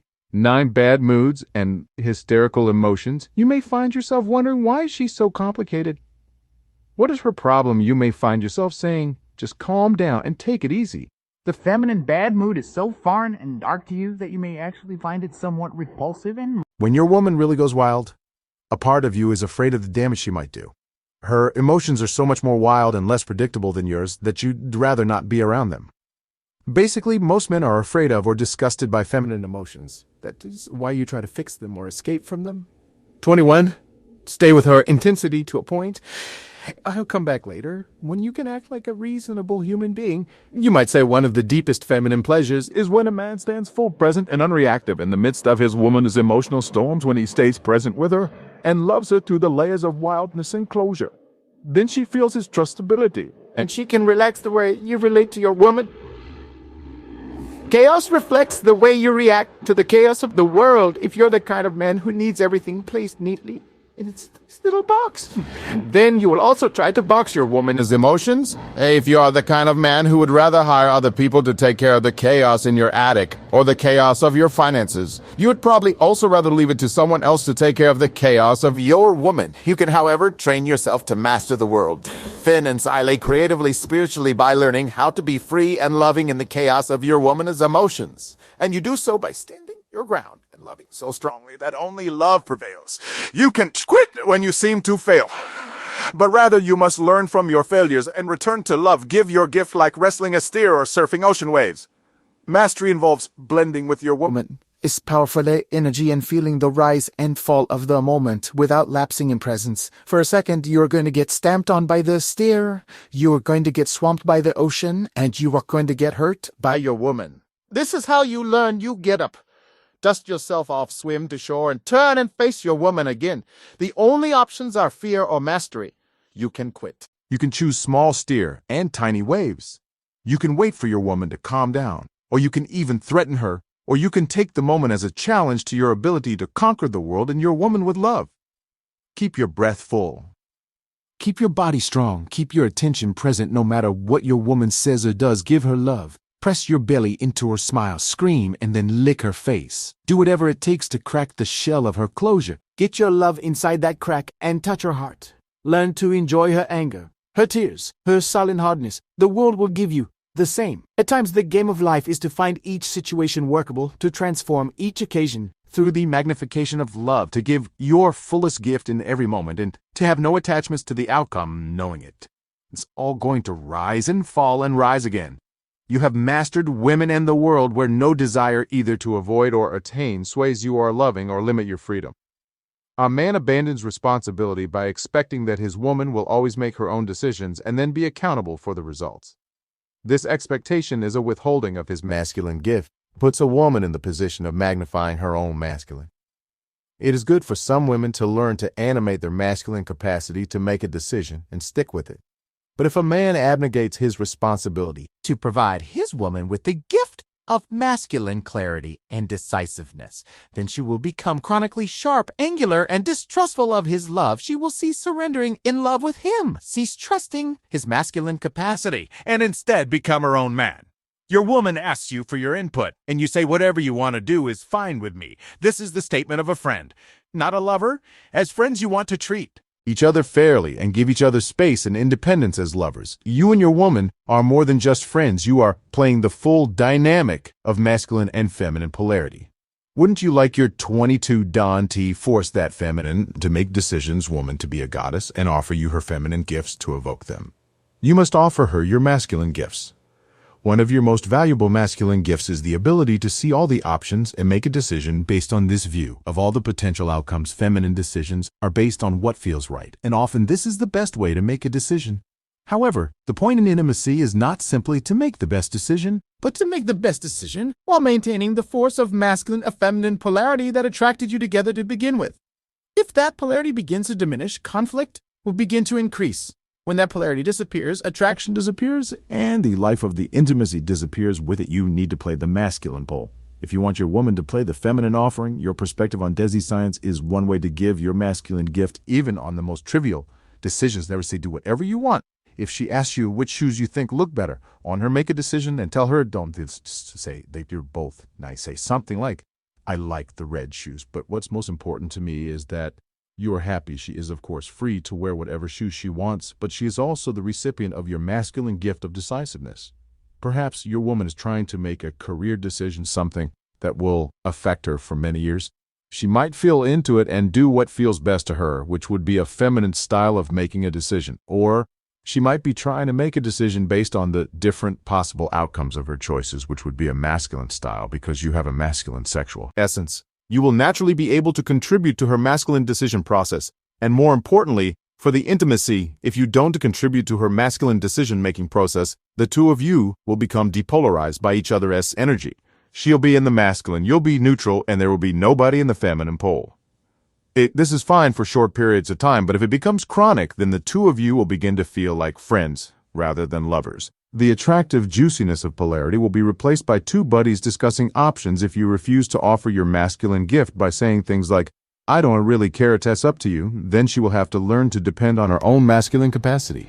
Another way to say this is that she will begin to trust her own masculine more than yours. Then you will find that she trusts you less and less across the board.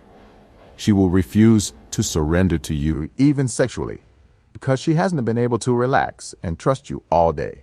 You haven't offered her your masculine clarity and perspective, so she has to be her own man and give it to herself. As a practice, always help your woman Make decisions by giving her your perspective and telling her your choices while letting her know that you love her regardless of the decision she makes.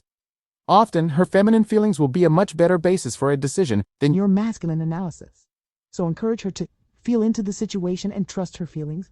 But for the sake of polarity and happiness and intimacy, always tell her what you would do and why, even if you think she should make her own decision. Part 3. Working with polarity and energy. Masculine men are attracted to forms of feminine energy, radiant women, beer music, nature, etc. If a man tries to hide his attraction, he reveals some degree of shame with respect to his own sexual core. If you are like most men, you probably hide the amount of sexual attraction you feel toward women every day at work, on the street, and in the grocery store. You see women that turn you on. Sometimes you might want to have sex with them. But many times the feeling is more of a wave of refreshment washing through you. Seeing an especially radiant woman can fill your whole day with delight. A woman's exquisite scent can transport you to an enchanted paradise. A woman's smile can meld the moment into sheer beatitude. There are two ways to deal with your daily of attracti unto the feminine, wisely and foolishly. To respond wisely, you must understand why you are attracted to whom your sexual essence is always attracted to its energetic reciprocal masculine. 23. Your attraction to the feminine is inevitable. Men are attracted to feminine women. Feminine men are attracted to masculine women. Balanced men are attracted to bowlands. Women, about 80 of all men, have a more masculine sexual essence. These men, of which you are probably one, are attracted to all things feminine, not just feminine women, but anything with feminine energy, anything which is radiant, alive, enlivening, relaxing, and moving. Feminine energy gets you out of your head and into your body. Music, beer, nature, women, they are all forms of feminine energy. It is not just a visually gorgeous woman who attracts you. If a woman is free and radiant in her feminine energy, you are probably attracted, sometimes more attracted, sometimes less attracted, but always attracted at least enough to steal a glance at her form. This attraction is not only natural but healthy. It is a sign of polarity, the same kind of natural flow of polarization by which electricity flows between the positive and negative poles of a battery. It's nothing to be ashamed of. It is why there are men and women. The nature of nature is polarity, from the magnetism that flows between the north and south poles of the earth to the attraction that flows between your masculine core and the feminine radiance of a woman. If you feel uncomfortable with your attraction to women, you are probably uncomfortable with your own masculine essence. If you feel it is demeaning for a woman to be the object of your polar attraction, then you have probably disowned your masculine core. You have energetically emasculated yourself by condemning and suppressing your native desires. You are negating your sexual essence rather than being at home with it. Any negative attitude you have about your attraction to women is a sign of fear somewhere along the line. You learn that such attraction was bad or evil. Your attraction to women? All kinds of women is natural, normal, and beautiful. In fact, it is an aspect of the same desire that will ultimately lead you towards spiritual freedom. Your desire for a woman is an aspect of your desire for pleasurable oneness. Your confession of desire is a confession of your desire to embrace life, to relax into one, or so that all opposites, including masculine and feminine, find their unity in love, is to be spiritually free. Eventually, you will recognize that all desire is an aspect of your native impulse to give love from beginning to end. Your attraction to women can be seen as the essential gesture of your heart. Your desire for love and unity. If you are a man with a masculine sexual essence, you will always feel sexual polarity with anyone who animates feminine energy. You may feel this attraction many times a day. with many women enjoy it. Women are a blessing, the feminine, even in the non-human forms of a lush tropical island. A cold beer or your favorite tune could make the difference between dry Iranish and orange in ecstasy. Our acceptance of sexual attraction, even with music in places, is at the root of our capacity to experience bodily pleasure. Sexual attraction, however, is very different. From having sex, there is a big difference between choosing to be intimate with a woman and simply being attracted to her energy and radiance. Intimacy is a choice between people who want to commit to loving and serving one another, whereas the zing of attraction is a choiceless natural flow of energy between your masculine core and feminine energy. Wherever it is found, when a woman is relaxed in her feminine radiance, she is like beautiful music or a warm ocean breeze. You don't need to have sex with her to save her inexpressible joy. If you are like most men, a radiant woman can inspire you for hours or days. Remember, the desire she arouses in you is a blessing in itself. Acting on that desire and pursuing her is another matter entirely dependent on whether such an action would truly serve both of you or not. But the mere inspiration felt while beholding a radiant woman is one of nature's gifts to you, the gift, a feminine blessing. The next time you come upon a woman who sends a thrill through your body, relax into the thrill. Let her waves of feminine energy move through your body like a deep massage. Breathe fully without resisting the joy her sighting affords you. Breathe the joy all through your body down to your toes. Don't to stare at her, don't to even interact with her. But when you see her and you experience your attraction fully, allow the energy of attraction to move freely through your body. Learn to magnify and sustain your desire so your whole body and breath open, and even by its force as you behold her, receive her vision as a blessing. If a man is very masculine by nature, then he will be attracted to a very feminine woman who will complement his energy. The more neutral or balanced he is, the more balanced he will prefer his woman. And if a man is more feminine by nature, his energy will be complemented by the strong direction and purposiveness of a more masculine woman. By understanding their own needs, men can learn to accept the whole package of a woman. For instance, a more masculine man can expect that any woman who really turns him on and enlivens him will also be relatively wild, undisciplined bonkers, chaotic, prone to changing her mind and lying still from an energetic perspective. This kind of woman will be much more healing and inspiring to him than a more balanced or neutral woman who is steady, reasonable, trustworthy, unable to say what she means in a way he can understand. You have probably met a woman who seemed fantastic, only to discover she has some emotional weirdness that you don't really want to deal with. She seemed incredibly sexy, but also a bit 24. Choose a woman who is your complementary opposite, bonkers, or crazy, saying one thing one moment and another the next. You have probably also met some very reasonable and trustworthy women who don't seem to constantly change their mind, and in fact with whom you could converse Italians that don't end up frustrating you. Although you may love these women and enjoy spending time with them, they don't arouse your passion as much as the women whose words you wouldn't trust to remain true for an afternoon, but who move their body in a way that drives you wild. Why can't a woman be more like a man? Many men have wondered. But of course, it is precisely those ways in which a woman is least like a man that most attract you sexually. If you have a masculine sexual essence, a woman is feminine. Shine the energy that moves her body, her utterly refreshing spontaneity and mystery, not to mention her delightful smile, are what attract you. And the more feminine a woman is at her core, the less she is likely to evidence strong masculine traits, such as speaking clearly and unequivocally about thoughts and desires, rather than primarily expressing her feelings of the moment. A woman with a more feminine sexual essence will say she loves you one moment, and then when you have done something you are not even aware of, she will say she hates you. This is the beauty of the feminine. To her, the masculine grid of words and events is less relevant than the fluidity of relationship and feeling. Thank God for such women who make no apologies for their oceanic depth and riptides of emotion. You are always attracted to your sexual reciprocal. So if you have a more feminine sexual essence, you will be attracted to a more masculine woman. You have probably seen men and women in couples like this. The man is more radiant and lively than the woman. The woman is more committed to her direction in life than the man. The relationship is more important to the man, whereas the woman likes to be left alone much of the time. These are signs of a relationship where the man has a more feminine essence and the woman's essence is more masculine. Other men with more neutral sexual essences prefer women who are also more neutral. Neither particularly masculine nor feminine, this kind of couple can talk about anything, and they like talking about everything they share, hobbies, friends, even career goals, though equally loving. This kind of couple is usually less sexually passionate than highly polarized couples it would be. It's unusual to hear about this kind of neutral or balanced couple yelling at each other, throwing pillows, wrestling each other down to the floor, and passionately making love right there and then. Through lack of understanding, you might have depolarized yourself and your partner into a relationship that seems neutral, but actually isn't. Only about 10% of couples are actually the neutral or balanced type in their true essence.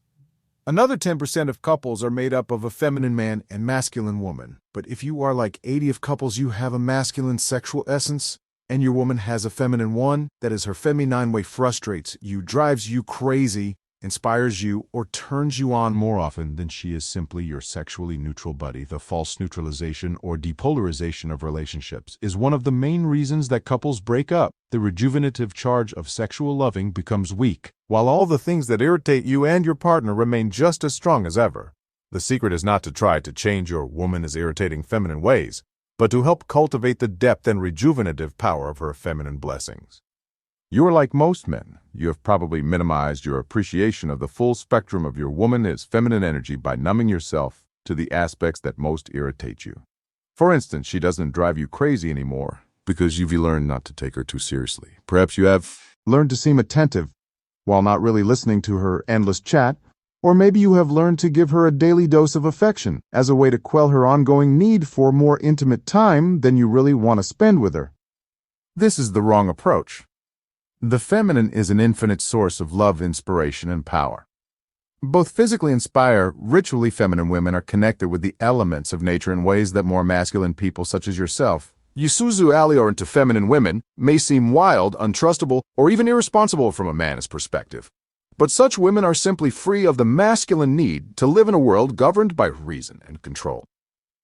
Feminine women are free to feel flows of natural livingness that you are unable to feel. They are free to be moved by currents of energy of which most men are unaware. They are free to allow their bodies to be transparent to the flow of their hearts, Uncontrolled and undirected by goals and structure.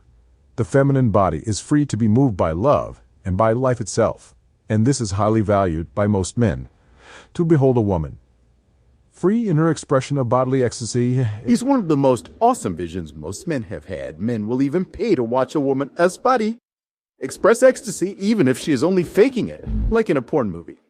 In our secular culture, most men are only familiar with sexual ecstasy. And so it is this form of free bodily expression that men pay to see in movies, on the stage, and in private rooms around the world. However, in cultures that admit a greater degree of spiritual revelation, women's bodies are viewed with the same masculine, but for a different kind of expression, not merely for their KPEC ITEA to express sexual ecstasy in a way that is foreign and unbelievably attractive, but also for their capacity to express spiritual ecstasy. Temple dancers in India, for instance, are traditionally femi, 9 women trained from an early age to combine skill and heartfelt devotion in a style of dance, which frees their bodies to be moved by divine force, bringing tears to many men's eyes and openness to their hearts. A woman who is at home with her feminine essence is at home with energy, be it sexual or spiritual. For such a woman, there is no disconnection between sex and spirit. Her sexual surrender, if she is with a worthy man, is the same as her devotional or spiritual surrender. She opens from head to toe, receiving divine love force deep throughout her body, so that she is rippled, arched, and undulated by its boundless flow. More masculine or neutral women are less likely to allow such freedom of bodily expression. Yet it is a woman's expression of this kind of ecstasy that invites a masculine man to leave his heady world of thoughts and goals and celebrate the moment in the flesh, through the heart. Whether in a strip joint or a sacred temple, men have been attracted for thousands of years to witness the feminine embodiment of ecstasy. Women are literally worshipped. In such occasions, men shout their praises to the goddess, dancing before them in ways they would never do in public. The fullest of such occasions is completely sexual and completely spiritual at the same time. Men leave such an event transformed and inspired by the blessing power of free feminine embodiment. This is one of the unique gifts of the feminine form of woman. This is what you get in a woman with a feminine sexual essence, a woman who is all over the place. Emotionally, a woman whom you can depend on to change your mind. A woman who is much more sensitive than you are to the flow of subtle energies in your relationship. A woman who brings you delight and or in the ecstasy both sexual and spiritual that her body expresses so freely and beautifully. It is all one package. You can have a woman who is always logically consistent, reasonable, and on time, and who also fills your heart and flesh with energy instantly and throughout that day with her bodily expressed love and ecstasy. She can animate reasonable masculine energy when she wants, but if she has a feminine core much of the time, she will want to dance in wrathful anger or enchanting joy beyond the need for reason. So choose a woman who is your complementary opposite, which for most men means a more feminine woman. It is only a feminine woman who can give the gifts that you as a masculine man need along with these gifts. However, come the relative chaos and emotional weather storms that most men dread, realize these are aspects of the same energy that turns you on. In fact, you can learn to be turned on by her dance of anger as much as by her slinky purr. This capacity is one of your gifts to her. You can learn to stand free and strong no matter what emotion she displays. You want to leave, turn away, or dissociate in disgust. You can meet her enormous energy and stand full, loving her through the storm, embracing her complete feminine power, darkened light. You will only be happy in intimacy if you choose a woman who is your sexual reciprocal as a partner, and you will only be able to survive such an intimacy if her dark and light sides are equally embraceable to you. It takes time to develop such skill and strength. But in doing so, you learn to provide your woman as well as the world with a man whose gifts are uncompromised by fear of feminine power and chaos. The feminine is The force of life. The more masculine a man is, the more his woman as feminine energy as opposed to other qualities will be important to him. If you're looking for a woman business partner, you probably want certain qualities in her such as financial acumen, dependability, and the capacity to persist in the face of difficulties in order to achieve a goal. If you are looking for a woman friend, you probably want honesty, compassion, humor, and respect. If you are looking for a consort, you probably want a woman who freely embodies and expresses feminine energy and love. The more you seek a woman who gives you everything, the less you get of anything. Business skills are, for the most part, Mars Q-line skills in both men and women. Friendship in itself is a neutral, non-sexual matter, and sexual passion requires a clear polarity between your masculine core and your woman as feminine energy. When you don't prioritize the purpose of your relation, 25, know what is important in your womanship. These different energies often cancel each other out, and you are left with a sexually neutralized alliance. You can share many aspects of intimacy, business, friendship, parenting, and sexual passion only if you choose a single priority to the relationship and allow all the other activities to align themselves around your main purpose for being together. If you aren't that clear about what is important, though, each aspect will conflict with the others. She will want affection when you want to get business done. She will want to talk about her day. When you want to have sex, you will both end up compromising your true desires, and your relationship will be reduced to a functional but mediocre partnership over time. Sexual polarity and attraction will diminish. You will begin eyeing other women as sources of rejuvenative female nine delight, the same delight you have smeared out in your intimacy by obliging your woman to be everything for you, all blurred together. Your business partner one moment, your friend another moment, a mother this moment, and you'll love her the next eventually. The deep gifts that brought you together to begin with become lost in the ambiguity of your relationship. In other times and cultures, you might have had multiple intimate partners, each fulfilling a different purpose, each partner contributing different skills, functions, and sexual energies to the whole. In our modern world, however, polygamy is not much of an option for social and psychological reasons. Most men and women of today want to limit their intimate scope to one commit partner at a time, although if you are like most men, you've certainly entertained the notion of multiple wives, or at least a mistress or two, each fulfilling a different purpose. Because you expect your intimate relationship to serve so many purposes, it begins to veer toward the utilitarian. By constantly talking about finances, work, household, and children, you turn your woman into a neutral companion. You become so familiar with each other that the mystery of sexual enchantment becomes standardized into the ritual mechanics of kiss, stroke, lick, pump, spurt, and snore. You begin to long for the depth of desire you once felt with your woman. Domesticity replaces mice, turi, and talk replaces tumble. Yet if you have a strong masculine Sexual essence, you will need frequent refreshment by the power of strong feminine energy, or else you will begin to feel weary and burdened by life you may seek. This rejuvenative feminine energy in a few beers, a few rounds of golf, or a few girly magazines, or perhaps you favor long massages and walks on the beach. Although these and many other means can temporarily relax you and put a smile on your face, few of them can arouse you as deeply in heart and body is the uncompromised force of feminine sexuality offered by your radiant woman. In love, you are the only one who can decide what is important to you in your relationship. You are the only one who can clarify for yourself what the purpose of your intimacy is. If you decide, however, that the purpose of your intimacy is the passionate transmission of love, the rejuvenative healing of sexual energy, and the cultivation of heart through your mutual commitment to spiritual awakening, then be careful. Don't you force your woman to be your on-call accountant. Don't expect her to always help you with your financial problems like a career consultant. Don't emphasize the daily chores while disregarding the bodily transmit. Sign of love for days and days, done to squash the fullness of her feminine energy into merely functional roles. Your woman has the capacity to awaken your heart and fill your body with life. You, however, must give her the opportunity as well as the fullness of your masculine transmission of love. If you want your woman to be your spiritual and sexual consort, not just your housemate, you must skillfully maintain your household and livelihood so that the potency of your union is not diminished. She can be the mother of your children as well as your business partner, as long as these functions do not cut into the primacy of your purpose to serve one another. As enlightened men, through your unwavering commitment to love and to enliven one another at its core by the bodily transmission of love via sexual polarity.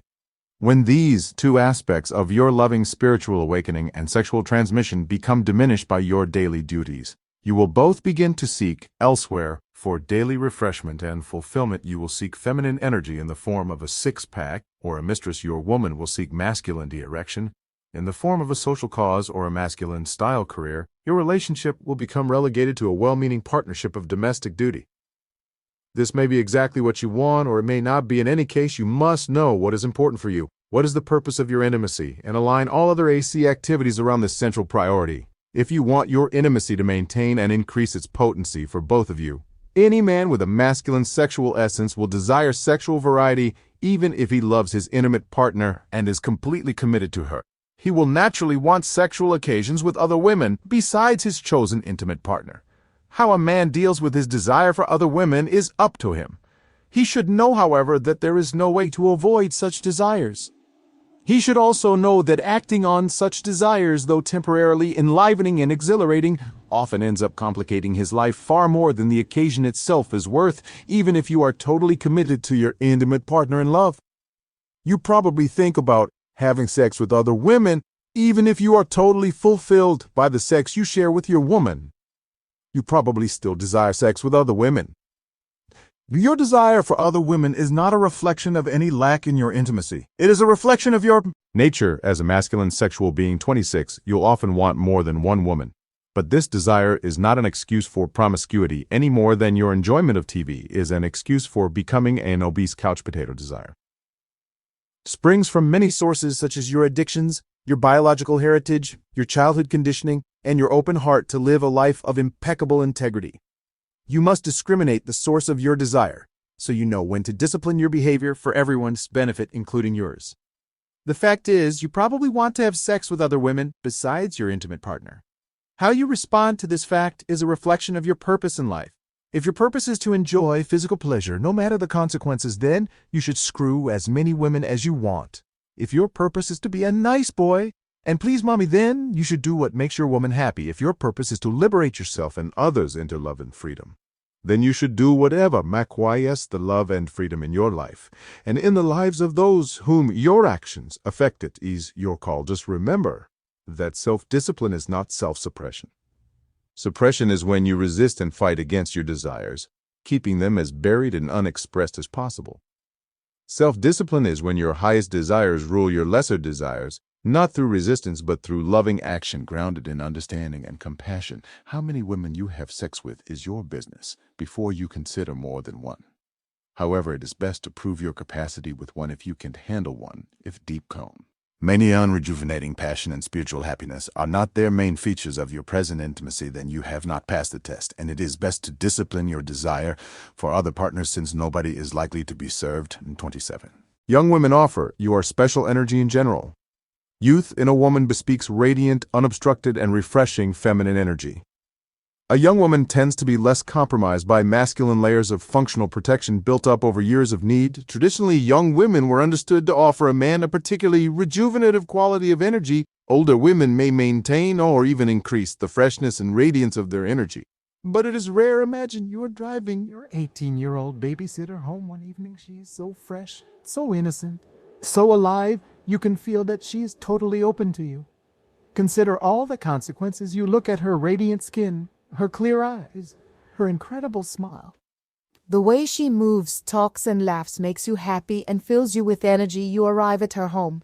She says goodnight, leaves the car, and enters her house. You sit in the car for a moment, breathing slowly and deeply. Smiling, there's something unique about being with a young woman, and all men with masculine sexual essences feel it. You feel rejuvenated by her. Just sitting next to a young woman can make you happy and fill you with life force. You might have nothing in common, but that doesn't matter. It is her energy that delights and inspires you, uncompromised. Youthful feminine energy turns you on and opens your heart. You actually feel happier around young women. You feel more energetic, alive, and loving. As women get older, they typically take on more and more masculine tasks and responsibilities in our culture, so their radiance begins to decrease.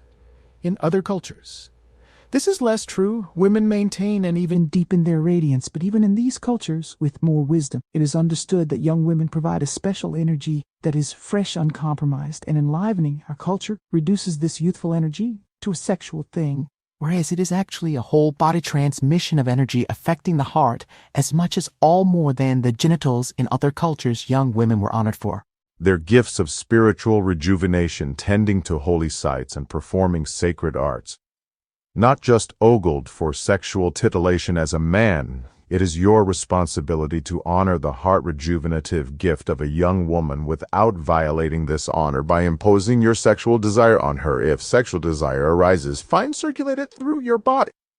Learn to conduct the magnification of desire without needing to throw it off in a spasm of release. A major part of mastering sexuality is learning to sustain greater and greater degrees of pleasure and desire in the body without needing to rid yourself of the force. Because you can handle it when you find yourself really enlivened by a young woman. Breathe in her fragrance, breathe in her energy. Relax your body and allow your heart to open in her presence, taking her beauty through every pore in your body. Allow love to radiate from your heart toward her. Maintain a respectful formality so that she is free and empowered to give her gift without being complicated by your personal agenda. Use the energy she has given you in your own service to others, passing the gifts of height and aliveness and passionate heart into all of your relationships, so that all beings may benefit by the delight you have received from this woman, who for now manifests the youthful gifts of uncompromised radiance and life force 28. Each woman has a temperature that can heal or irritate you. Some women are hotter, some are cooler in general, blonde light-skinned Japanese, and Chinese women are cooler dark-skinned brunette red-headed Korean, and Polynesian women are hotter. Even though a man might choose to remain in a committed intimacy with one woman, his needs for different temperatures of feminine energy may change over time.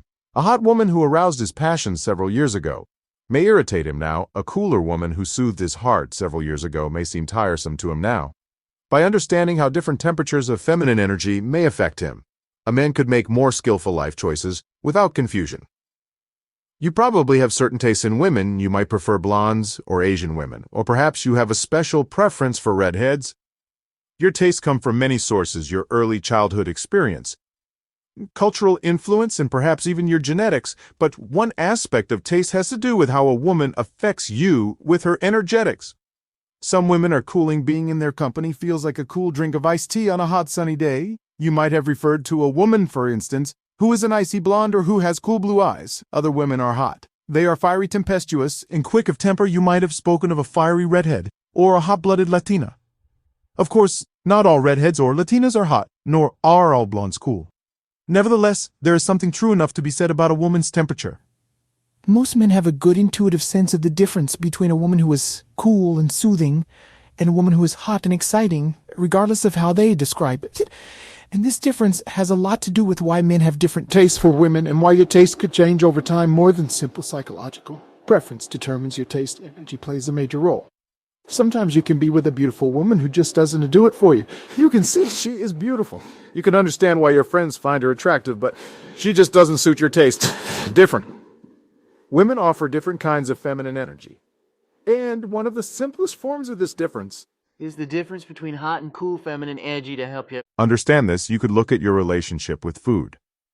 Some men thrive on hot Mexican peppers or spicy sequin food, while other men are healed by soothing and cooling food like salads, sweets, or milk. And any man's needs for different kinds of food may change over time. The same is true of his needs for feminine energy if you are a particularly easygoing man. Perhaps a man who has difficulty getting motivated, then a hot woman is probably better for you. Her fiery nature can heat up your system and get you moving. On the other hand, if you tend to be quick-tempered and hot yourself, you might find that a more cooling woman heals you and brings a balance to your body and psyche depending on your health, your lifestyle, your work demands, and your emotional state. You may need different types of energy at different times. The important thing is to know there is a difference so that you can be conscious of the choice you are making and how it might affect you. You may begin to doubt your current intimate relationship if you don't understand how your needs for feminine energy change when your life seems dreary and boring and more spicy, and hot woman will probably appeal to you. She will provide you with the fire you are missing. However, when your life is extremely challenging and you feel burnt out, a hot woman might be too much. You may be more attracted to the soothing gaze and touch of a cool woman. Imagine you are married to a hot woman for years. You have enjoyed her passion, been amused by her anger, and been delighted by how quickly she responds sexually. Then your career takes a turn. You begin working with people all day under a tight deadline. You are dealing with people's emotions and resistance 50 hours a week.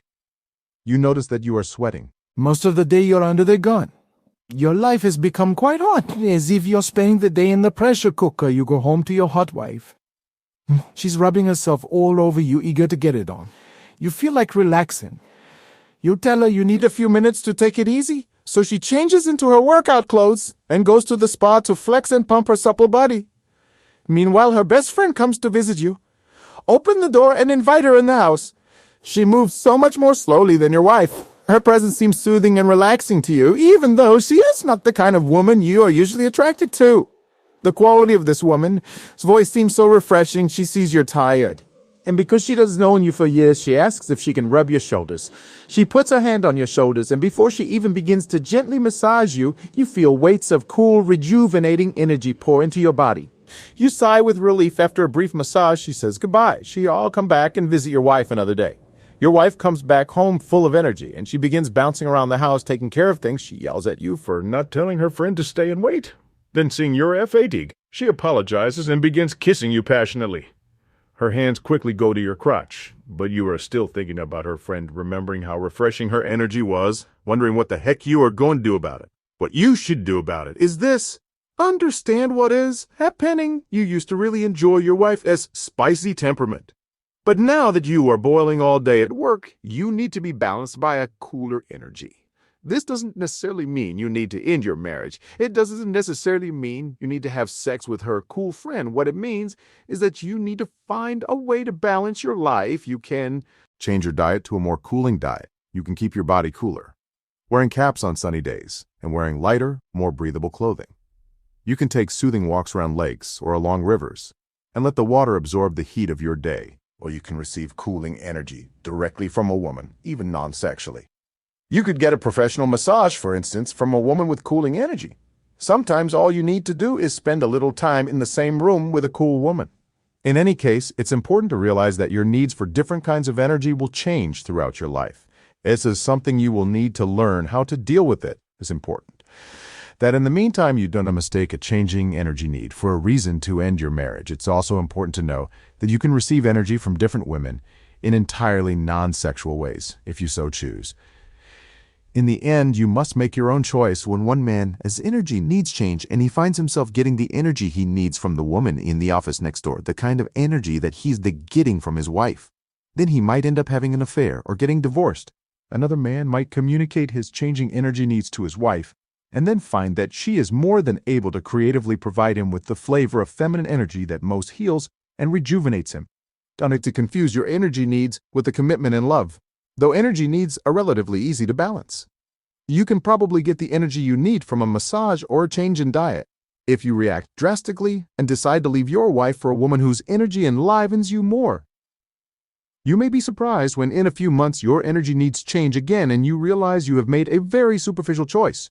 You must decide for yourself how to deal with your need for the particular feminine energy that fills your body with life, heals your rough edges, and soothes your warrior spirit, but energetic. Rejuvenation won't make any fundamental difference unless at your core, your heart is growing more free, open, and loving. A cool glass of fruit juice, a vacation in Hawaii, or a redhead may temporarily balance your physiology, but only persistent calm commitment to the practice of love can take you through your fears, through your sense of separateness, and bring you to the absolute ease of being. That is your deepest truth. Remember your priority and decide what you need to do. Part 4. What women really want. If a man wants a woman who doesn't want him, he cannot win. His neediness will undermine any possible relationship, and his woman will never be able to trust him. A man must determine whether a woman really wants him but is playing hard to get, or whether she really doesn't want him. If she doesn't want him, he should immediately cease pursuing her and deal with his pain by himself. If you ever find yourself in a situation where you want to be with a woman, but she doesn't want to be with you, you must speak with your friends. Ask them to be honest with you. Ask them if they think this woman really does want to be with you, or if she really doesn't. If your friends honestly tell you that this woman doesn't want to be with you, it is over.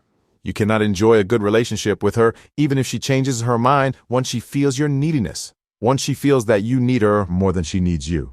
She will never trust your masculine core. 29. Choose a woman who chooses you. The priority of the masculine core is mission, purpose, or direction in life. The priority of the feminine core is the flow of love and intimacy. If a woman feels your feminine is stronger than hers, if she feels that the intimacy is more important to you than to her, then she will naturally animate her masculine. She will want space. She will want freedom to pursue her own direction, and she will be repulsed by your clinginess. You are only punishing yourself when you want to be in a relationship with a woman more than she wants to be in a real Italianship with you. Of course, you must discriminate between whether she is playing hard to get or whether she is genuinely less interested in the relationship than you. This is why you should ask your friends, and even her friends, if it turns out that she really doesn't want to be with you as much as you want to be with her. Then it is time to realize the relationship won't work. In such a case, the poles have become reversed, with your feminine desire for love meeting her masculine desire for freedom. This is not viable grounds for intimacy. Between a man with a masculine essence and a woman with a feminine essence, it is better to move on and work with your hurt than it is to continue demonstrating that your feminine desire is stronger than hers.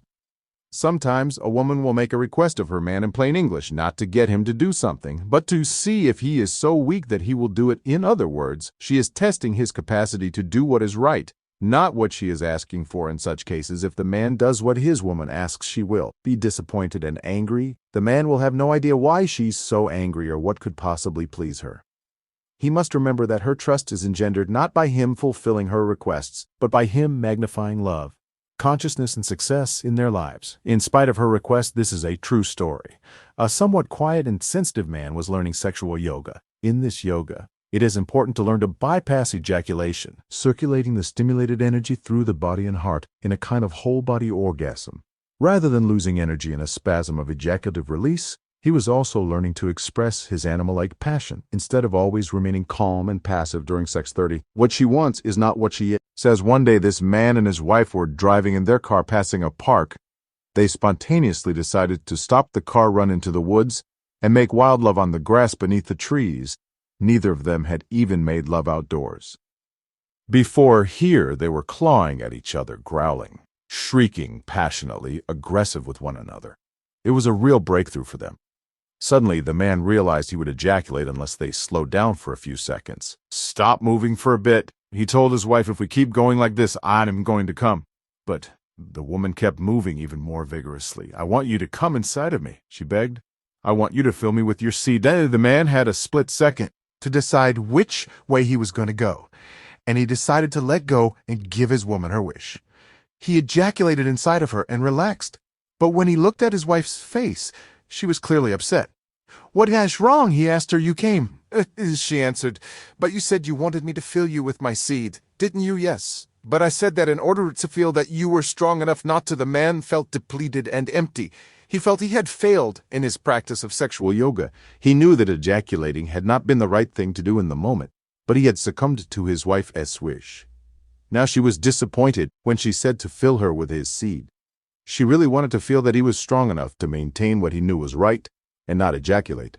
That would have been much more erotic to her, more polarizing and more trust-producing than his obedience to her request to ejaculate. Your woman probably tests you In this way, all the time. Her ultimate desire is to feel your full consciousness, your trustable integrity, your unshakable love, and your confidence in your Miss Scion. Yet she will rarely ask you directly for these things. She would rather try to distract you from your truth and then feel that she cannot, that you hold fast to your truth, while you continue to love her. If you are a weak man, this feminine trait of wanting one thing and asking for another will piss you off. You will wonder, why don't you just tell me what you really want? Instead of saying one thing and meaning another, expecting me to figure it out. This is the view of a man who does not understand that women are an incarnation of the divine feminine, and the divine feminine settles for nothing less than the divine masculine. The divine masculine is consciousness. A superior man practices maintaining full consciousness in all situations. If ejaculation results in a decrease of your fullness, a diminution of your presence, a collapse of your consciousness, then you should not ejaculate even if your woman says she wants you to. Especially when your woman says she wants you to. Your woman will ask you to do all kinds of things every day.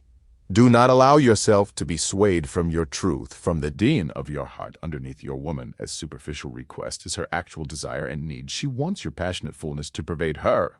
She wants to be able to trust the unshakability of your loving. She wants to feel in her bones that your divine masculine presence is stronger than your distractibility. Your woman is a form of the goddess taunting you, testing you, seducing you, ready to chop your head off with her wrath if you are weak and ambiguous in your truth, and ready to surrender to the force of your loving. If you are steady and brilliant in your loving consciousness, know that your woman is always pleased most by your strength in love, freedom, and consciousness. If her requests and desires can sway you from what she knows is your highest goals, she will be angry and disappointed with you, even though she asks for it. Always act to maintain your fullest consciousness. Always apply your sword of discrimination to your woman's requests, never taking them at face value, but always checking with your deepest wisdom and following the road of your highest truth. Even if it seems to mean disappointing your woman, she wants her to be disappointed if she feels you are strong and clear in the true direction of your heart. And if she is disappointed by your deepest truth, you shouldn't be with her. 31. Her complaint is content-free. Women are always wanting divine masculine presence in a man, regardless of their specific complaint or mood. A man should hear his woman's complaints as warning bells, and then do his best to align his life with his truth and purpose. However, if he believes in the literal content of her complaint, he will immediately go off course, for the content reflects her present mood more than a careful observation of his tendencies over time. Her complaint should be valued as a reminder to get it together, and perhaps as an indication as to how, but more often than not, the specifics of her complaint do not describe the real underlying action or tendency that needs to be changed. Your woman says, "How can you spend so much time in front of the TV when our rent is due in a few days? We are behind on car payments. And you just lost your job. Don't worry about it. I have a job interview tomorrow. Well, why don't you get off your butt? You said you were going to clean out the garage. Weeks ago, I can hardly get to the car, okay? I'll clean the garage this afternoon." Your woman stops talking and goes about her business. But you can feel her simmering anger and tension. You don't like to be around her. When she's out like this, you want to get out of the house. "I'll be back in a few hours and I'll clean the garage," you say as you grab your coat and head for the door. You hear a glass break in the kitchen. So you go in and find your wife furious. "I can't take this anymore," she wails. "What I said, I'd clean the garage. What's going on, you?" "Wonder I just can take it," she cries out, pulling away from you, closing up, and not letting you touch her. "I don't get it. I said I'd clean the garage. I have a job interview tomorrow. Everything is going to be fine. What do you want?" You probably had some version of this conversation with your woman. It holds a key to masculine growth and freedom, and it reveals a common mistake men make with their women. The thing your woman is complaining about is rarely, though the thing she's complaining about it, is a mistake to believe the content of what she is saying and then respond to her complaints. Point by point, when she complained about financial issues, she is usually feeling a lack in your masculine capacity to direct your life with clarity, purpose, integrity, and wisdom. The money itself is secondary if you were poor but totally conscious, happy, full of integrity, fearless. humorous, loving, and giving your fullest gift to the world and to Your woman, as if she wouldn't complain about lack of money when you say you will clean the garage and then weeks pass by and you haven't a complaint, isn't really about the garage. Sure, she'd like a clean garage, but this is a superficial issue. The deeper issue is that you didn't do what you said you would. You gave her your word and you did not follow through. She can trust what you say, and this hurts her deeply. She might seem to be overreacting to you. Why is she so hysterical? Cow? It is only a garage, but she can feel your lack of integrity not having cleaned the garage yet. Seems like a small thing to you, but it shows that you don't follow through with your word. With your purpose, your word is a demonstration of your purpose, of your masculine core. When you don't follow through with what you say you are going to do, she feels that your masculine core is weak. She feels let down. She can trust your masculine direction, and so she feels a great loss over time. She will begin to build up her own masculine protection against your lack of integrity. She will begin to guard herself against the hurt that your lack of carry-through causes. She will harden herself, becoming angular and tense to you. The garage seems trivial to her. You have failed at your word. She can trust you. It's very much as if your woman were to become slovenly. The core of the feminine is energy or radiance. If she stops taking care of herself, if she becomes dull and drab, always tired and worn out, then she is unable to give you the feminine energy you desire in intimacy. You might still love her, but you will begin to look elsewhere for feminine energy at the level of polarity you are attracted to, and enlivened by her feminine radiance. Likewise, at the level of polarity she is attracted to and relaxed by your masculine clarity, direction, integrity, and presence. When she complains about you watching TV, it is usually more a complaint about your whole life, your lack of persistence and clarity. If your woman felt you were living to tally in your clarity of purpose, if she felt you totally present with her when you chose to be with her, and then you said, I'm going to relax and watch TV for half an hour, it would be fine, and not the TV watching itself that really bothers her, although that is what she'll talk about. You must listen to your woman more as an oracle than as an advisor. She usually is speaking in a very tangential but revelatory style. She is revealing your unconscious habits that prevent your fullest awakening. In consciousness, your unconsciousness causes her pain. She won't say it that way, but that's what she is indicating. Don't argue with her about the garage and the job interview. That is not what it's just talking about, even though that is what she talking about. Hear her complaints as the universe giving you signs about your life. Is watching TV right now the best way to use the moment? Sometimes you need the recreation, but sometimes you are just being lazy, trying to forget the responsibilities you have created in your life. Did you purposefully lie to your woman about cleaning the garage? Or did you just let it slide like you do with so many commitments you make in your life? Can you really blame your woman for being hurt by the lack of integrity that shows in your life? If she can trust you with living your life from your deepest wisdom and fullest capacity, she can trust you with her life. She can trust your masculine impeccability. So she naturally will compensate by overdeveloping her own. She's not only being masculine for herself now, she's being masculine for you if she's got to remind you of the job interview or the mess in the garage. She's supplying the masculine direction for the both of you, and this results in stress. Her body will begin to show it. She will become less radiant and less relaxed in her feminine power and glory because she has to compensate for your failure. The bags under your womaness eyes and the lines in her face may reveal much about how clearly you are living your highest purpose. Of course, your woman has her own unconscious habits too. Outgrow, but sometimes she is reflecting yours. Try to do your best to determine which of her problems are actually exquisitely sensitive. Bodily feedback to the way you're living your life. You know the amount of you're kidding yourself with. So does she. It just hurts her more than it does you, a woman that sometimes seems to want to be the most important thing in her man's life.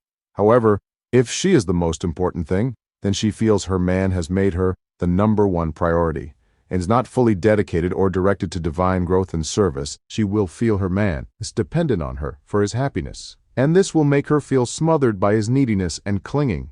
A woman really wants her man to be totally dedicated to his highest purpose, and also to love her fully, although she would never admit it. She wants to feel that her man would be willing to sacrifice their relationship for the sake of his highest purpose. Imagine that a man must go off to war. He hugs his woman goodbye. She is crying, please don't. Go, she begs, you know that I must. He answers, they look each other deeply in the eyes. You know that I love you? He says to her, 32. She doesn't really want to be number one. Yes, I know, and I also know you must go, she replies, and another gush of tears bursts from her heartbroken face. He turns and walks out the door to his necessary destiny as his woman, full of pain and pride, watches him disappear. This exaggeratedly dramatic scene captures a profound energetic principle. Although your woman seems to want to be the most important thing in your life, she actually can trust and love you more if she is not a man. His highest purpose is his priority, not his intimacy. Your woman knows this deep inside. She really wants it to be this way. The woman in the scene above would actually feel strange if her man suddenly said, "I've changed my mind. You are more important to me than the freedom of mankind. You are the most important thing in my life, and I don't care if my service to humanity is needed elsewhere, so I'm staying here with you." Even though part of her would feel glad, a deeper part of her would feel deflated, empty, let down. Yet as her man leaves the door to accomplish his... Miss Scion, she cries, wishing he didn't have to go. But he does have to go, and she knows it. If a woman has become the point of your life, you are lost. You have a gift to give a purpose to fulfill a deep heart impulse that moves you. If you have lost touch with this impulse, then you will begin to feel ambiguous in your life. You will make decisions because you have to, but they want to be guided by a deeper sense of purpose. You may take on your woman as purposes because they are stronger than yours. You may adapt your need for direction to externally regulated purposes, becoming a cogwheel company, man, or a dead-ended husband and parent without leaving yourself open to your own greatest vision. Be careful not to substitute default responsibilities for true purpose. It is easy to fill your day with chores and obligations coming up for air, only long enough to watch some TV or have quick sex. It is also easy to give up entirely on living a life of absolute commitment to truth-settling for the common life of a absolute commitment to work, family, intimacy, and friends. Yet you can only be a superior professional father, husband, and friend when you are living these relationships as gifts given from your core, not as what is left over, because you don't have the guts to discover your core impulse and live on its basis. If you aren't living from your core, giving your fullest gifts, everyone will feel your lack of true purpose. Your kids will chow, lend your authority. Your colleagues will take advantage of you. Your friends want to expect much of you, and your wife want to trust you, even though she may seem to want to be the center of your life. She doesn't says she wants you to know the center of your life, however, so she can trust you. Even if you must go off somewhere without her to fulfill your purpose, like a man going to war, she will be able to trust you and love you as long as your purpose is real and true. If you are always watching TV, reading magazines, or gambling, your woman will feel your trivialization of life. She will feel you settling for less and will resent the frivolity of your will. But if I've discovered the purpose springing from your deepest core, and if your entire life is aligned by this deep purpose, your woman will feel the truth of your choices, though she may not always like your choices. She will love them, and she will love you for having the courage to live your truth.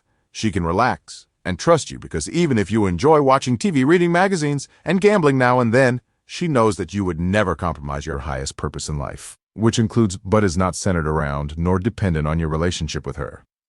A man's track record means nothing to the feminine. A man could be perfect for 10 years, but if he's done for 30 seconds, his woman acts like he's just always been one. The feminine responds to the moment of energy, forgetting her man is history of past behavior. A man's past behavior is irrelevant to his woman's feeling in the moment. But men based much on another man's history of behavior, so they think their own track record should count for something. But to a woman, it doesn't. It's been a very tough and late day at work. You finally come home, and your woman is upset. You forgot that you were supposed to have dinner with another couple that night, and the time has passed. Your woman is furious. "I'm sorry, I am late, but this was an unusual day," you say. "I haven't worked late for months, but I did today." You probably can't even remember the last time I forgot a date together. Well, we had planned. I hardly ever forget those kind of things. Well, you did today. And that, all. What counts 33, your excellent track record, is meaningless to her. There is no use trying to mitigate her anger by referring to your great track record to the feminine. History is irrelevant. What counts is the feeling in the moment. If you let her down now, it doesn't matter that you haven't let her down for months or even years. Your past successes mean nothing to her present feeling of your failure for you as a man. It is probably easier to forgive and forget an occasional mistake made by another man who has a great track record. What pisses you off is when a man lacks integrity and continually fails at his word. But even big mistakes are fairly easy to let go of when made by a man who is otherwise impeccable. You know, he really does his best, and this mistake was a rare exception, but for the feminine, the past is entirely irrelevant. One wrong word in the midst of a 5-hour lovemaking session that was otherwise perfect could collapse your woman as completely as if you had spent 2 hours making mistakes instead of getting angry because she's so upset that you made one little mistake and a long series of successes instantly shift the energy between. You remember, history is irrelevant to the feminine, so your mistake is as easily forgotten as your successes. As soon as you see she's upset, immediately assume happiness, shock her with your love. Make her smile and laugh with your humor. Lick her neck, or lift her off the ground, and pretend you are King Kong. Surprise her in some loving way, and the emotional slate will be wiped clean. Your momentary failure will be effectively vanished. As irrelevant as the long line of your successes, restore love and happiness in the present moment. Don't mind. Just type your little mistake by referring to your long line of successes. 34. She wants to relax in their demonstration of your direction. A woman must be able to trust you to take charge if she relaxes her own masculine edge. This is true financially, sexually, emotionally, and spiritually. The man doesn't have to actually do all the work, but he must be able to steer the course if his woman is going to relax into her feminine without fear. Some women want to be in charge most of the time. This desire to guide direction, handling the remote control for the TV, or choosing the city in which to live is a masculine desire in men and women. If your woman has a more masculine sexual essence, she will prefer to be in charge of the direction of your lives most of the time. But if your woman has a feminine sexual essence, there will be times that she would like to pleasurably relax and let go of being in charge. She would like to relax in her feminine and let you make the decisions. If you are not able to take charge, if you don't know the direction you want to go, your woman will feel you floundering. She will have to take charge again. Since you are unable, she wants to be able to relax. The more relaxed she is in her feminine, the more radiant your woman will be. You have probably noticed that your woman's radiance can change instantly. One moment she might seem dull and weary, then perhaps after you praise her or surprise her with the gift of love, suddenly she is glowing. She looks 15 years younger. The lines in her face have disappeared in seconds. If you want your woman to be able to relax into her feminine and shine her natural radiance, then you must relieve her of the necessity to be in charge. This doesn't mean you need to boss her around. It means you need to know where you are heading and how you are going to get there in every way, including finance ally, and spiritually. If you have the slightest uncertainty or ambiguity about your financial future, your woman will feel it. You don't have to say anything about it. She'll feel your doubt or ambiguity in your body, eyes, and the tone of your voice. It's not that you have to make a lot of money. You just have to be responsible for your finances and take your future into account. You might choose to be a monk. What is important is that you are clear, accountable, and directed from your deepest core of wisdom. Then your woman can relax. She knows where you stand and what your plans are. She can feel your integrity. She can trust your direction because she knows it comes from your deepest core. She is not swimming in the air of your uncertainty, but standing on solid ground. The ground that you've provided by your clarity. Even more important is your spiritual direction. Where is your relationship going? What are your lives about? What does it all add up to? How will the two of you continue to grow without getting stuck in the ruts of mediocrity? If your woman feels that you have lost your spiritual direct eye on, she will seek direction herself and attempt to impose it on you, since you don't seem to have any yourself. If she feels that you are totally absorbed in your work, for instance, and when you are not obsessing about your career, you are absorbed in TV, then she will wonder, is this what our relationship amounts to? Is this the highest vision that my man sees? If she feels you lacking in your financial clarity or your spiritual clarity, she will not be able to relax with you. She will automatically begin directing her own life, and probably yours too. She will develop her own masculine direction since you are lacking, and by doing so, her radiance will diminish. The more ambiguous you seem, financially and spiritually, the more she will need to pour her energy and attention into her own masculine direction and goals.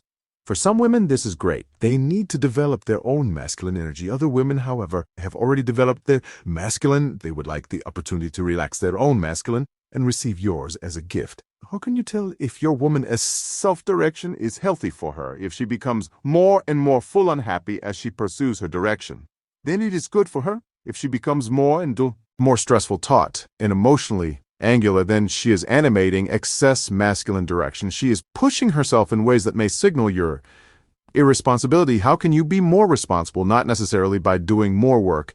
You become more responsible by knowing your deepest purpose and then arranging your finances and spiritual life from that knowingness.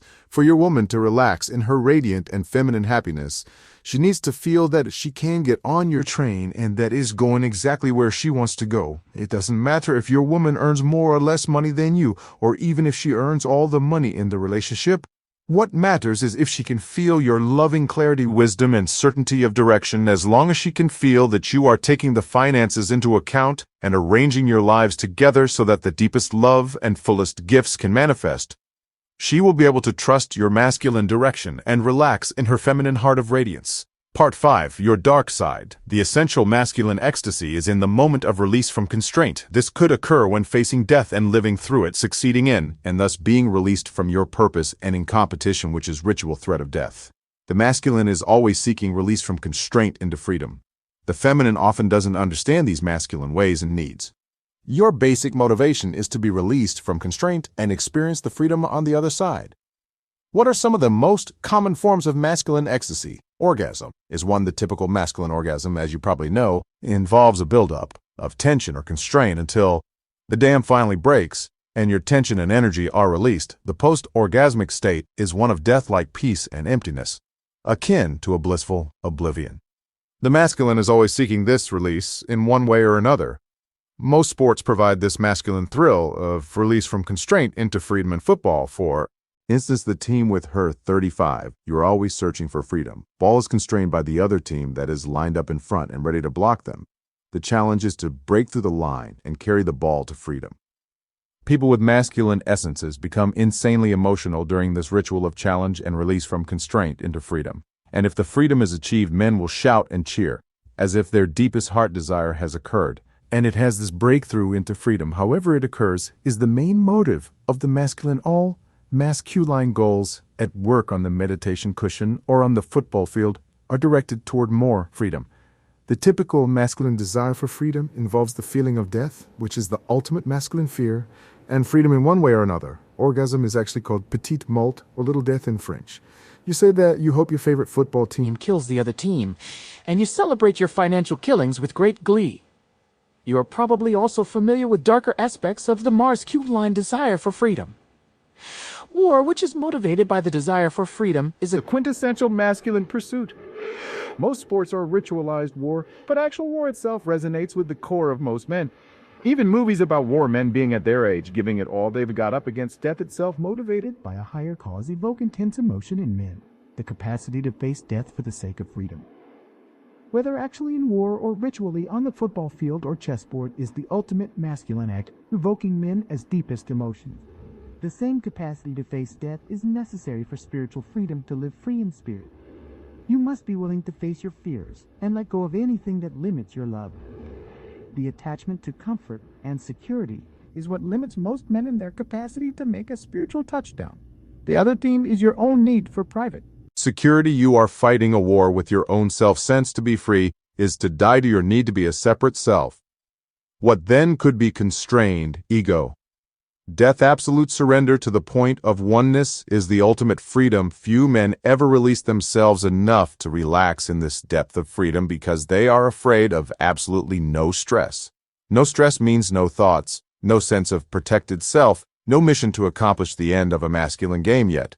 This stress-free, unprotected end of the game is exactly what you are always seeking through orgasm.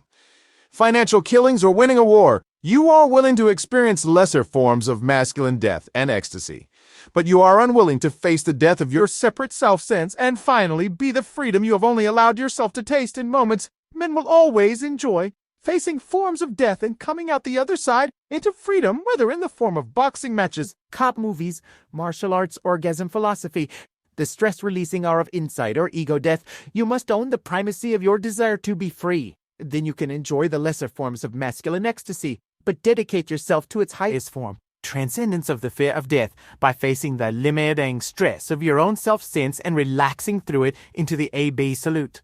Freedom you have always intuited at your core, but sought through only temporary means. The feminine, on the other hand, is not seeking freedom, but love a woman. Bliss is not in emptiness, but in fullness.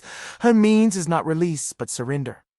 This is why a woman is upset when a man begins snoring after orgasm he has finally achieved in post-ejaculative emptiness, the blissful freedom from stress he has been seeking all day, one way or another.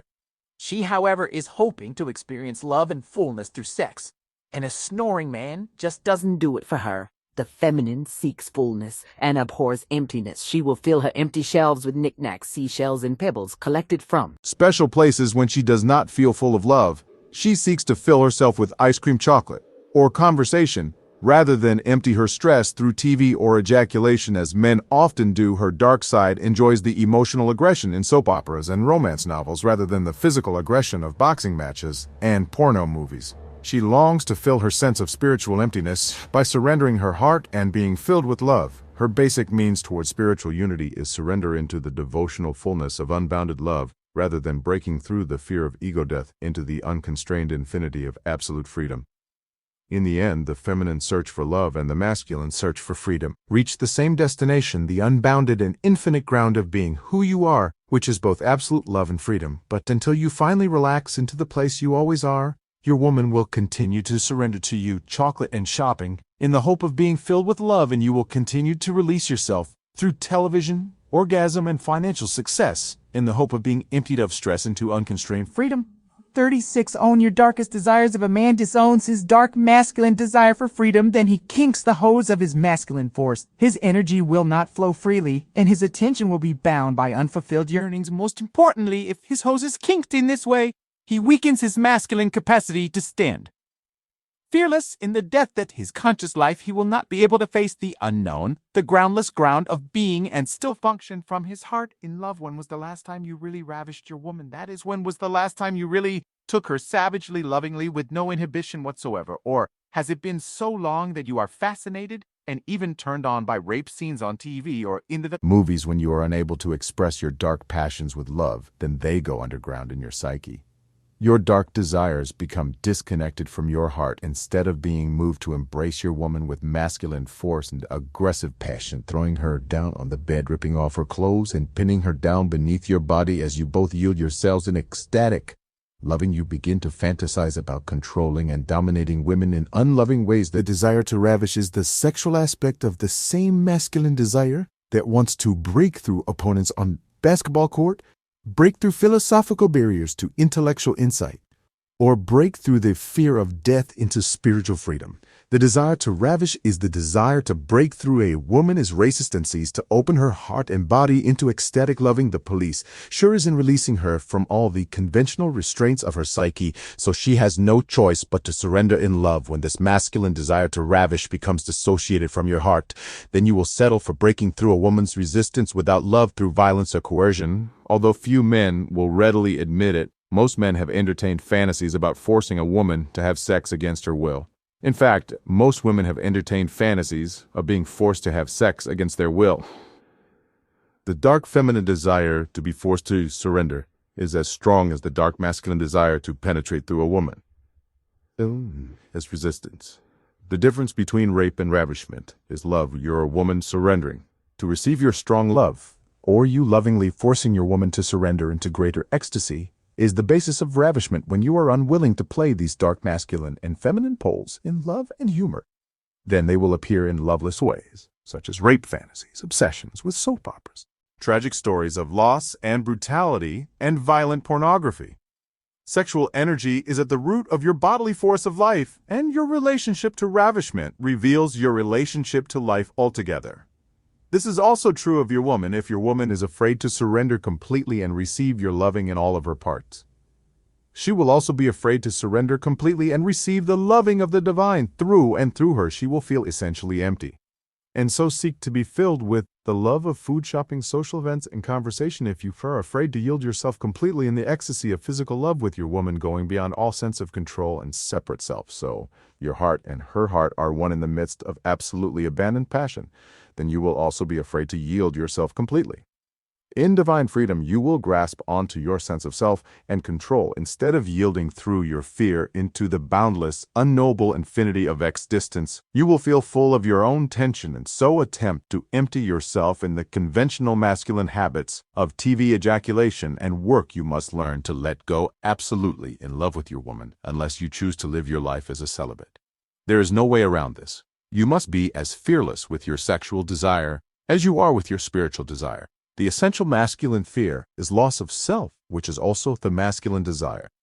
So if you are like most men, you are willing to lose yourself in controllable ways like sports, newspapers, and orgasm, but you remain fearful of losing yourself for real in love. Ecstasy with your woman surrendered in the unknowable infinity beyond mind as an experiment. The next time you make love with your woman, feel through your own physical and emotional boundaries into her. Feel into her so deeply that you'll become unaware of yourself and totally aware of her. Feel yourself move into her, your essential boundaries dissolving so that you become her utterly aware of her breath, her movements, her emotions. Love her with more abandon than you've ever allowed yourself before.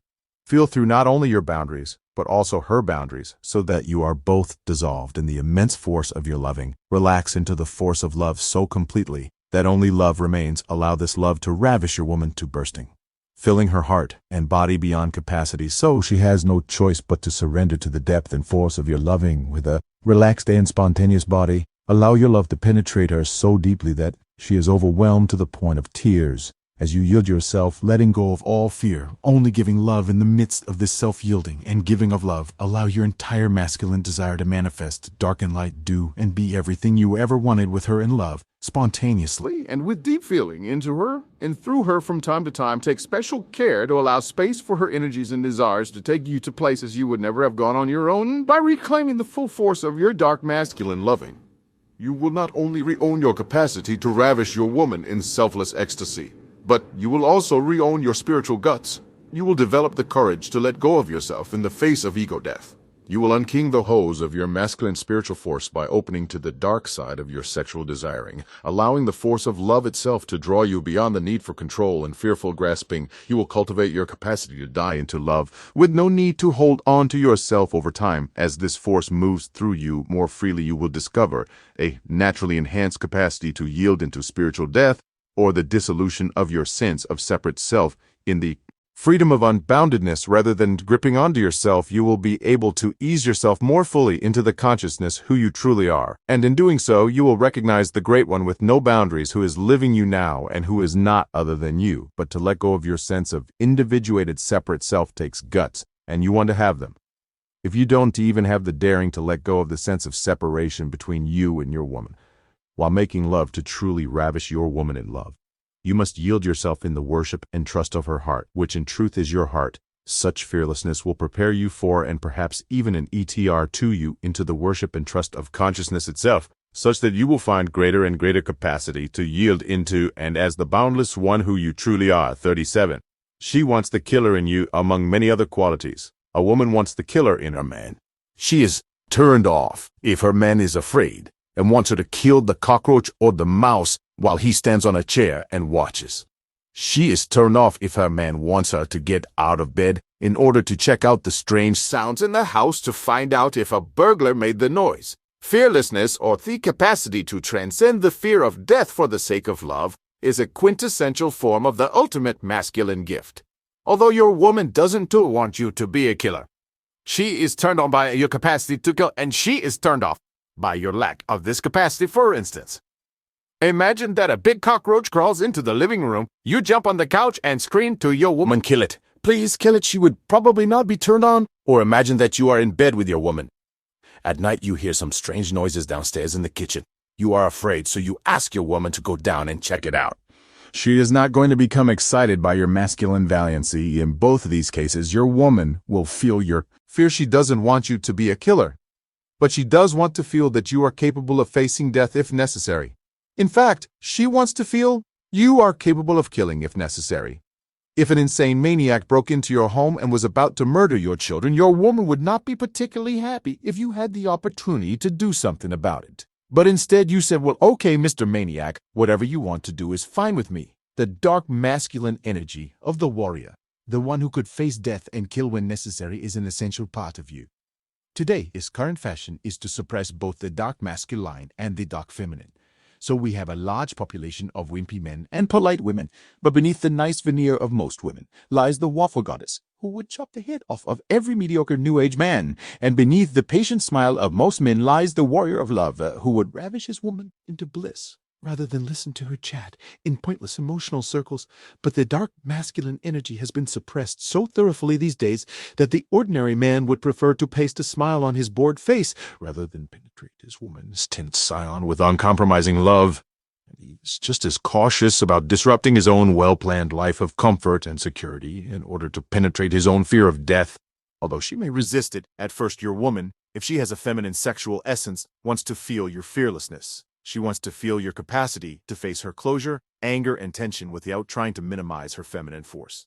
She wants to feel your persistence in loving, so that her fury cannot turn you away. She wants to feel your capacity to stand strong in your own desires and ravish her because you love her, unafraid of her dark energy. She wants to feel this dark, masculine capacity, not simply because she wants to be ravished, but because it is a sign of your overall capacity to face and know death, your own and others. And it is this capacity that makes you trustable as a man, both as a human warrior but also as a spiritual warrior. The knowledge of death makes you humble and courageous. The knowledge of death strips the armor from your heart and allows the knowledge of love. This knowledge of death and love is your doorway through your own fears, through your own clinging to security, and into the unknowable mystery that lies beyond your little cell of self-protected importance. Your woman's desire for your dark side in love is a gift to you by honoring her desire through the cultivation of your dark and fearless loving. Your need for self-protection will decrease, and every moment will stand more naked, vulnerable, and true released of your need for consolation and false self-assurance, rather than smiling at your present experience from behind a curtain of safety.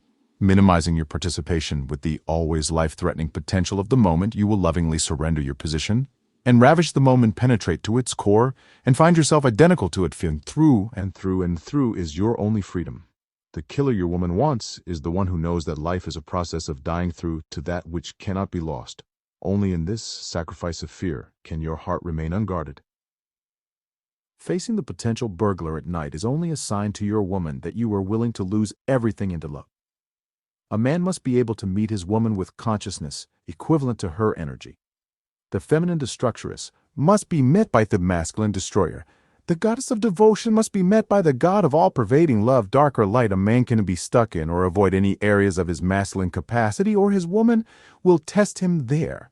These areas of testing are usually first on the dark side, only after trust is established. They're only when the dark feminine lover knows she will be met by the dark masculine lover will testing proceed toward the light. As you probably know, your woman is capable of being a witch, a sex slave, an Amazon, a goddess of light, a nurturing mother, a demoness, a luscious lover, a wise teacher, wild animal, and everything in between. As a general rule, she will keep returning to the energy that you cannot match. For instance, if you're particularly turned off by her anger, she will seem to return again and again to the energy of anger. If you are unable to embrace her anger in the ferocity of your 38, she needs your consciousness to match her energy, loving, transforming her anger into passion. She will continue to test your capacity to do so. Any of her energies that you are unable to transform into love through the force, clarity, and humor of your consciousness will return for you to face again and again. Perhaps she gets tense and agitated.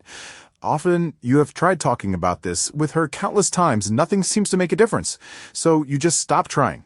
You learn to tolerate her tense scion. Without consciously choosing to get tense, she will continue to test you until your consciousness is able to blossom her beyond her tension. You will be tested.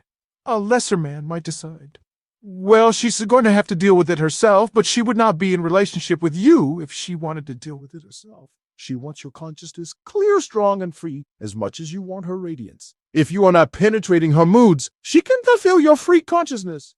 Instead, she feels you throw up your hands, impotent in the face of her energy. The secret is to match her energy with consciousness, demon, straight through your body. If she is screaming and breaking dishes, your body must meet her energy. Your fearlessness and strength of love must manifest through your body. If you are cringing, if your voice is restrained, and you are telling her that you love her, she wants to believe you.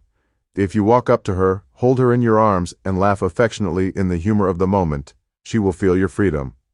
If it is for real, she will feel it because it is communicated through your body tone of voice, and the look in your eyes mean a lot more to her than anything you could say. Do not tell her what to do, but do it with her, with your body. If she is tense and closed down, lift her arms up above her head and kiss her heart. Don't just tell her to open up. Actually open her up physically with the openness of your body. This same is true of her bliss. You must meet it bodily. If she is in the ecstatic throes of devotional surrender to divine love, then your consciousness must be just as free. Your body must meet hers, full of relaxation power, and trust your capacity to surrender through your fears and release your sense of separate self in divine communion must be as strong as her surrender into love, and you must show it through your body, not just your words. If your surrendering to communion is not as strong as hers, she will return to the place of your limiting fear, your weak link, and test you there. If you collapse or react with unlove when she questions your financial ability, she will continue to do so. If you feel weakened when she questions your sexual ability, she will continue to do so implicitly or explicitly, and she will never trust your lighter masculine capacities until you have proven your darker masculine capacities. Woman has an intuitive knowledge concerning your consciousness. She knows that if you are not free to meet her dark destructress energy and ravish her in love, you want to be free to meet the dark destructress of the world, who will challenge your spiritual freedom with strength and love. You need not concern yourself with pleasing her. That's not the point. She is offering you a gift. She is presenting you with an energy in the form of her mood and emotion, offering you an opportunity to learn to master this energy with your fearless, loving whatever energy she offers you. You can be sure the world will offer it to you as well. If you have ever tried to increase your income or magnify your spiritual clarity, you know that the world will test you only through your persistence, fearlessness, and loving service. Does the world yield to your efforts? And the same is true of your woman. You are not trying to please her. You are learning to pervade the world, including her, with consciousness and love. That is what you are here to do. The world will test you with dark, wild, and resistive energies, financially and spiritually. For example, in the same way your woman is testing you emotionally. If you hide your deepest gifts from her, in fear, you will also hide your deepest gifts from their world. In fear, if you give up at a certain point with her, you will likewise only go so far in the giving of your gift to the world your woman knows. Your weakness is better than anybody. She knows where you will falter and give up. She knows the degree of mediocrity you will settle for, and she knows your true capacity as a full man, a man of free consciousness, and love her gift. If she is a good woman, is to test you with her darkest moods over and over and over, until your consciousness is perturbed by feminine challenge, and you are able to pervade her with your love, just as you are here to pervade the world. In responsor your fearless consciousness, she will drench your world in love and light. Part 6, Feminine Attractiveness 39. The feminine is abundant. There is never a shortage of women or feminine energy if a man feels that there aren't enough women or that life isn't giving him what he wants. He is simply negating his relationship to the feminine. This sense of starvation, life is not sustaining me, or there are no good women, is usually rooted in a man's early childhood relationship with his mother. Life itself is the feminine. There is never a shortage of feminine energy, only a resistance to receiving, trusting, and embracing it. You must actually refuse feminine energy in order to feel tired, dry, and hungry for a woman. You are living in an ocean of feminine energies. Right now, feminine energy is filling your body with life, beating your heart and breathing your breath. There are women all around you who, with the proper initiation into mutually surrendered loving, would feed every cell of your body with juicy, enlivening, rejuvenative feminine energy. If you feel stranded on your own masculine island of weariness and hunger, it is because you're refusing to embrace the energy in women around you whenever you're feeling isolated and weary. Feel the present moment as if it were a woman. Feel like you're embracing a woman. Physically, feel the front of your body as if it were pressed against the front of a woman's naked body, being filled with the delight of her feminine softness and liveliness. Feel her breasts and belly against you. Breath deeply, as if you were inhaling her intoxicating fragrance, and while inhaling, receive deeply into your body, not just her scent, but the very essence of feminine deliciousness, as if it were nourishing food for your masculine soul. Relax your body and feel the ocean of feminine energy around you. Feel your surroundings as her form, the sounds around you as her moans and laughter, and the light around you as her smile. Actually relax with the moment as you would relax with your lover, not metaphorically, but literally, bodily, with full intention and presence. Do the same in the company of human women. Feel them not merely as friends, co-workers, or sisters, but as walking blessings of energy. Receive their anger as a jolt of awakening energy. Receive their sexiness as a blessing of enlivenment. Receive their happiness even when you're depressed as a light shower of refreshment. Open your breath and body and fully receive each woman as unique flavor of feminine energy. So your day becomes a feast of plenty. You need not show the women you meet throughout the day that you're doing anything special at all. Continue to treat them in whatever way is appropriate for the situation, but through it all relax and enjoy the bountifulness of feminine energy that surrounds you both in the form of human women and in the form of the moment altogether 40 allow older women there. Magic men should support older women in their wisdom, power, and intuitive and healing capacities. Men should not degrade older women by demanding or desiring them to be like young women. There should be no such comparison. Each age of woman has its own value, and the transition from superficial shine to deep radiance is inevitable for many reasons, from biological to logic.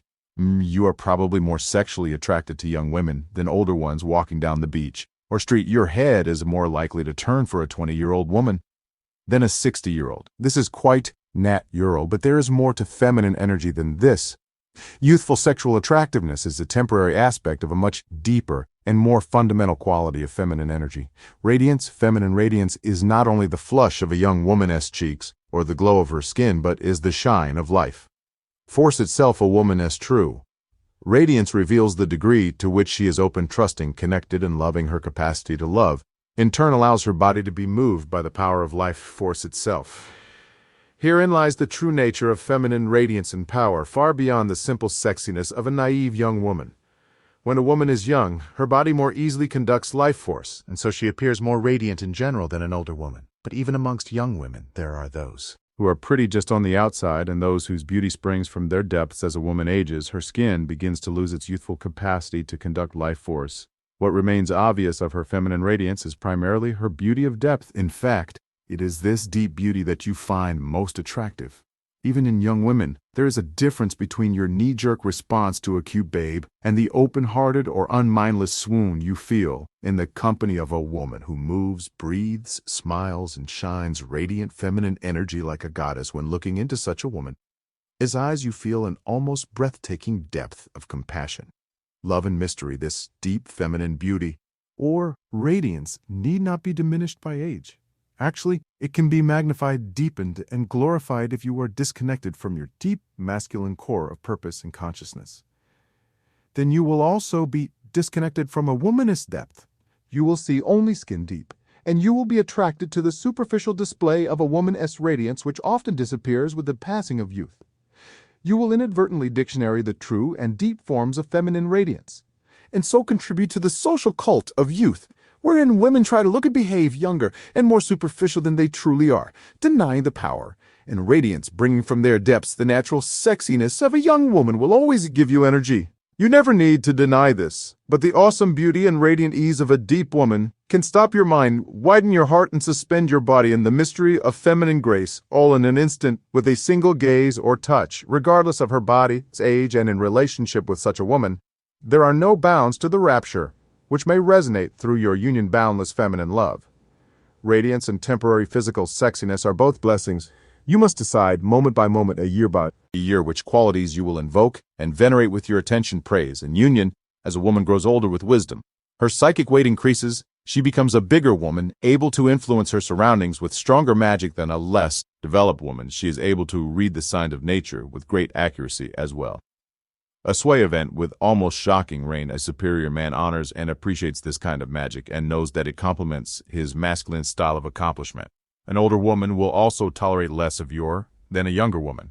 Although this might be one of your reasons for preferring younger women, you must choose your priority if you find yourself attracted to younger women. Be careful that you aren't trying to find an easy relationship with a woman who will let you slide. If your purpose is to become ever more free of your self-burdens and give your true gift to the world, then a spiritually mature woman who wants to let you slaughter in your comfy habits of security and distraction may be an excellent ally for your journey. E41. Turn your lust into gifts. When a man sees a beautiful woman, it is natural for him to feel energy in his body, which he usually interprets a sexual desire, rather than dispersing this energy in mental fantasy. A man should learn to circulate his height and energy. He should breathe fully, circulating the energy fully throughout his body. He should treat his heightened energy as a gift which could heal and rejuvenate his body, and through his service heal the world. Through these means, his desire is converted into fullness of heart. His lust is converted into service. His desire is not converted by denying sexual attraction, but by enjoying it fully, circulating it through his body without allowing it to stagnate as a mental fantasy, and returning it to the world from his heart. If you are like most men, sexual energy tends to go directly to one of two places. Either your head becomes stimulated and you fantasize about being with a woman who turns you on, or your genitals become stimulated in lustful need. Your head and genitals, however, are just the north and south poles of the whole body. A superior man circulates the energy of arousal throughout his body, taking particular care not to let it stagnate in swollen fantasies or appendages. The purpose of sexual desire is creation. Reproduction is but the biological aspect of creation. As a man, you probably have much more to give the world than your children, just as beautiful women inspire biological procreation. They also inspire artistic, social, and spiritual creativity.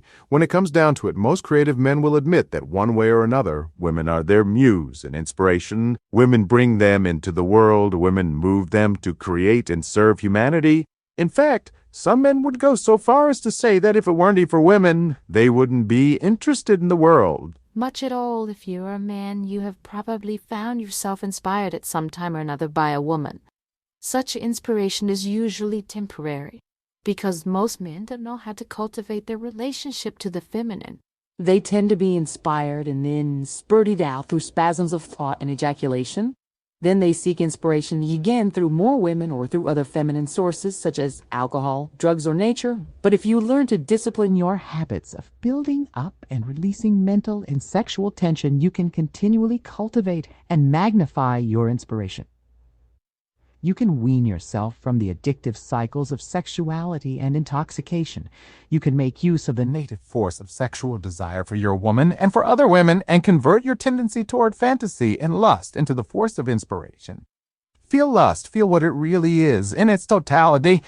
Your lust reveals your real desire to unite with the feminine, to penetrate as deeply as possible, to receive her delicious light as radiant food for your masculine soul, and to give her your entirety, losing yourself in the giving, so that you are both liberated beyond yourselves in the explosion of your gifts. This explosion of gifting could be the basis of your life, not just a moment of sexual yielding when you feel sexual lust or desire for any woman.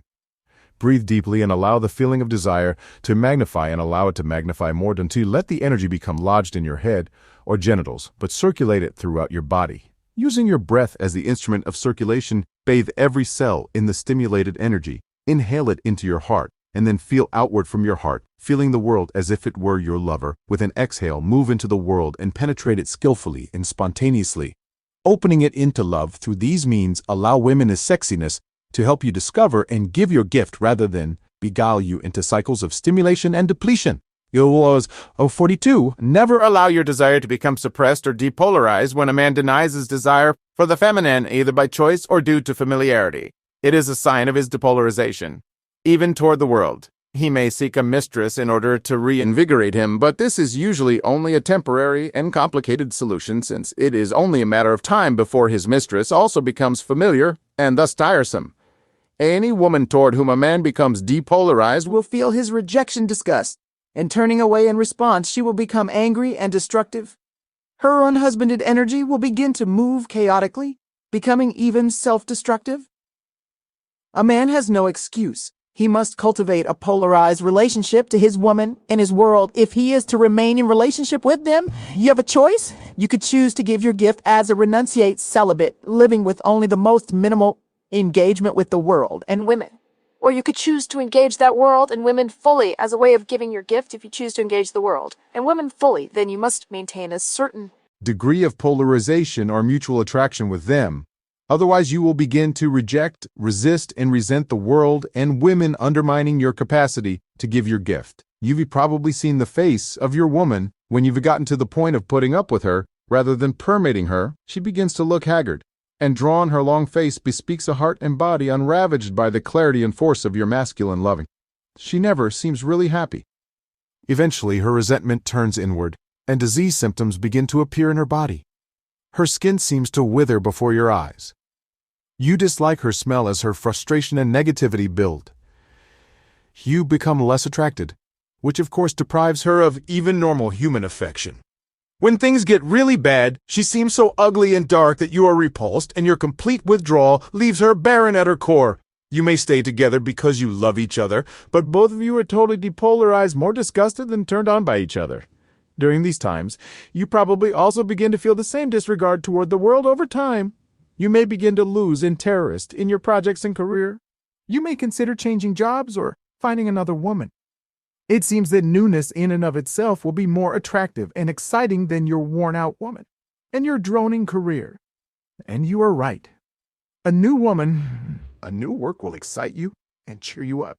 And this is exactly what a mediocre man does. He stays with a woman in a project for as long as they interest him and turn him on when the excitement seems to wear off. He moves on to another. And then another hopeful source of polarity and excitement. It is not time that kills delight, but familiarity, neutralization, and lack of purpose. Another man might find your woman to be quite a turn. And even though she seems old shoe to you, it may not be your woman who is worn out, but your capacity for desire.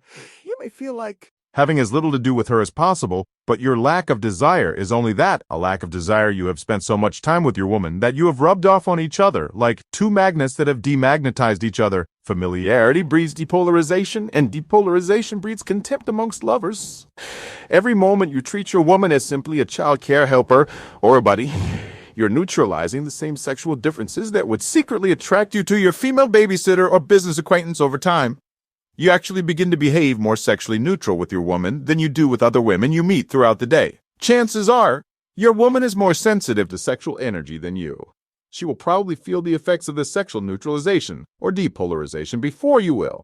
And when she does, her first reaction will be to feel rejected. Not in any big way, but in a small, constant way that undermines her feminine radiance. Even when she shines, you will treat her with more sexual neutrality than a woman on the bus. She will feel hurt and become darkened, and you will feel even less attracted to her. Although both of you are playing into this downward spiral of darkening depolarization, you must not blame her. A superior man always assumes complete responsibility, knowing that ultimately he has no control at all and everything is out of his hands. He acts with impeccable courage and persistence, expecting nothing but the inherent feeling of a completeness he enjoys in the fullest giving of his gift. When your woman is looking withdrawn, dark, or downright ugly, assume she is a goddess and needs your divine invasion of her heart and body.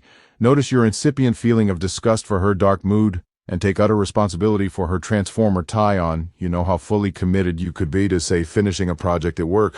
Treat her mood with the same ferocity of intent. Her mood is your challenge. Can you invade her body and Her heart with so much love and humor that she laughs, relaxes, and brightens in spite of herself? Can you bring out the consort in her by treating her with the same teasing and sexually pregnant touch and gaze as you would your mistress?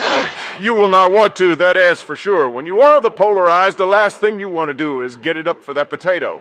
And yet this is exactly what a superior man does with his woman and his world.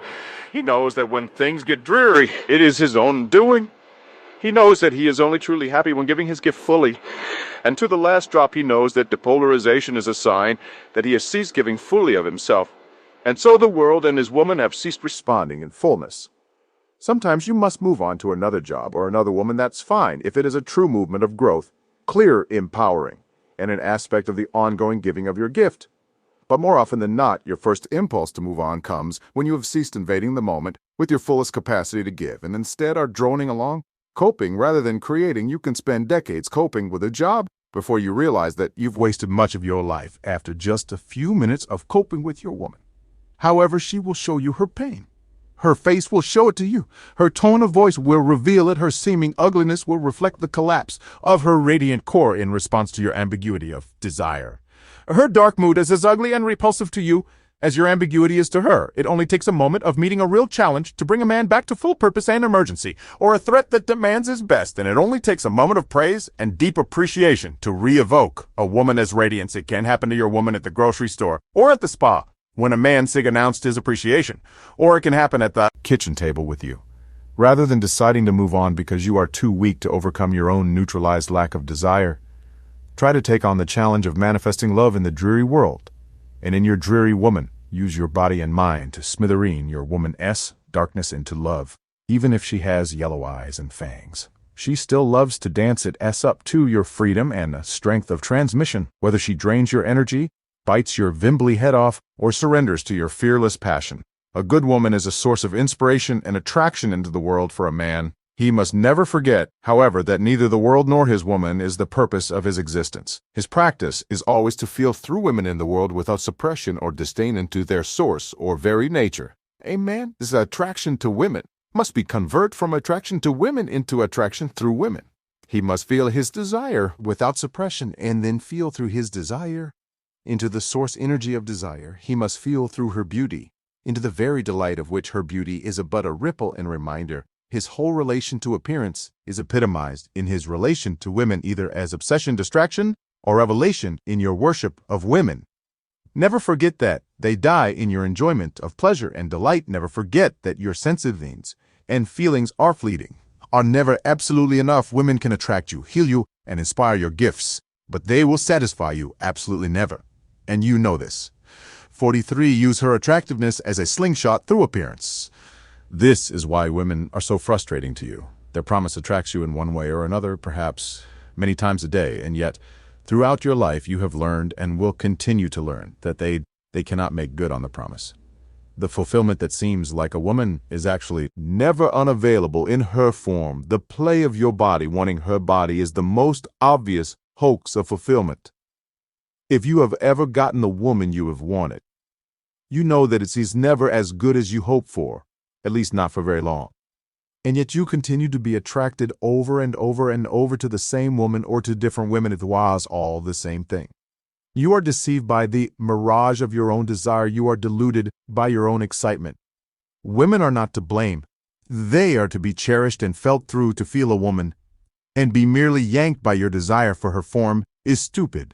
Bulls and houseflies are yanked by feminine forms and desire. It is an endless stupid round of mirage, desire, and need. And yet so much of your life goes to looking at, thinking about, and desiring women. It's just not something that can simply be shocked, but it is something that can be felt through like a slingshot. The momentum of your desire can be used to deliver you to the source that women only promise. Women are the epitome of appearance. All appearance, everything around you, potential and actual. Unlike women, all appearance seems to promise you something. You want success from your job. You want love from your woman. You want the pleasure from your body. You want obedience from your dog when you don't get what you want, when you lose money. Your woman hates you. Your body's in pain, and your dog bites you. You are unhappy when you do get what you want. You're less unhappy. You are least unhappy when you're relieved of the need to get anything at all from appearance. Just driving in your car wanting nothing.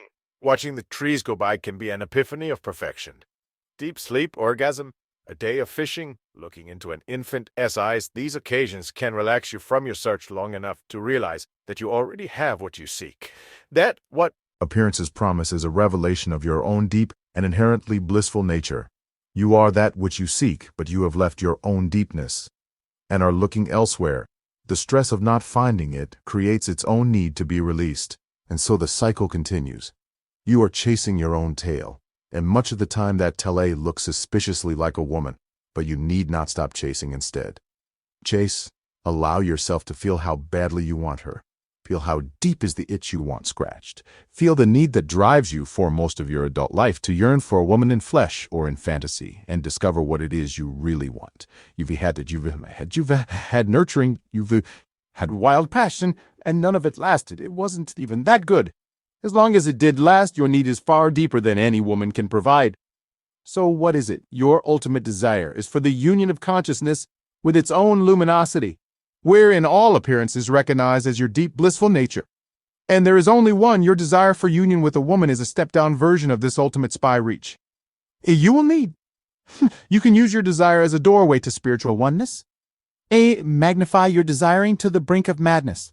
Sustain it with full breath, relaxed body, and open heart. Embrace your woman, if you have one, and give her what you want from her. Give it all to her. Give it away to her. Give her so much of what you want from her that you can't tell who the chaser has become the tail. And all motion stops in the intensity of self-release. There's only one. The very light of your consciousness shines as the world, and is looking back at you. Appearing as a woman, she often appears as what you would fear and desire. She is the goddess, ready to murder you and enlighten you. Her appearance and your desire can be an endless drama of need, or they can merge, becoming a doorway to your divine source in a moment of attraction. Let your desire feel to her, but don't stop there. Feel through her. Do this constantly. Feel through her body when you are having sex with her. Feel through her anger when she is raging at you. Feel through her darkness when she seems ugly. Feel through her beauty when she most attracts you. By feeling through all of her forms, the superior man is not distracted or obsessed.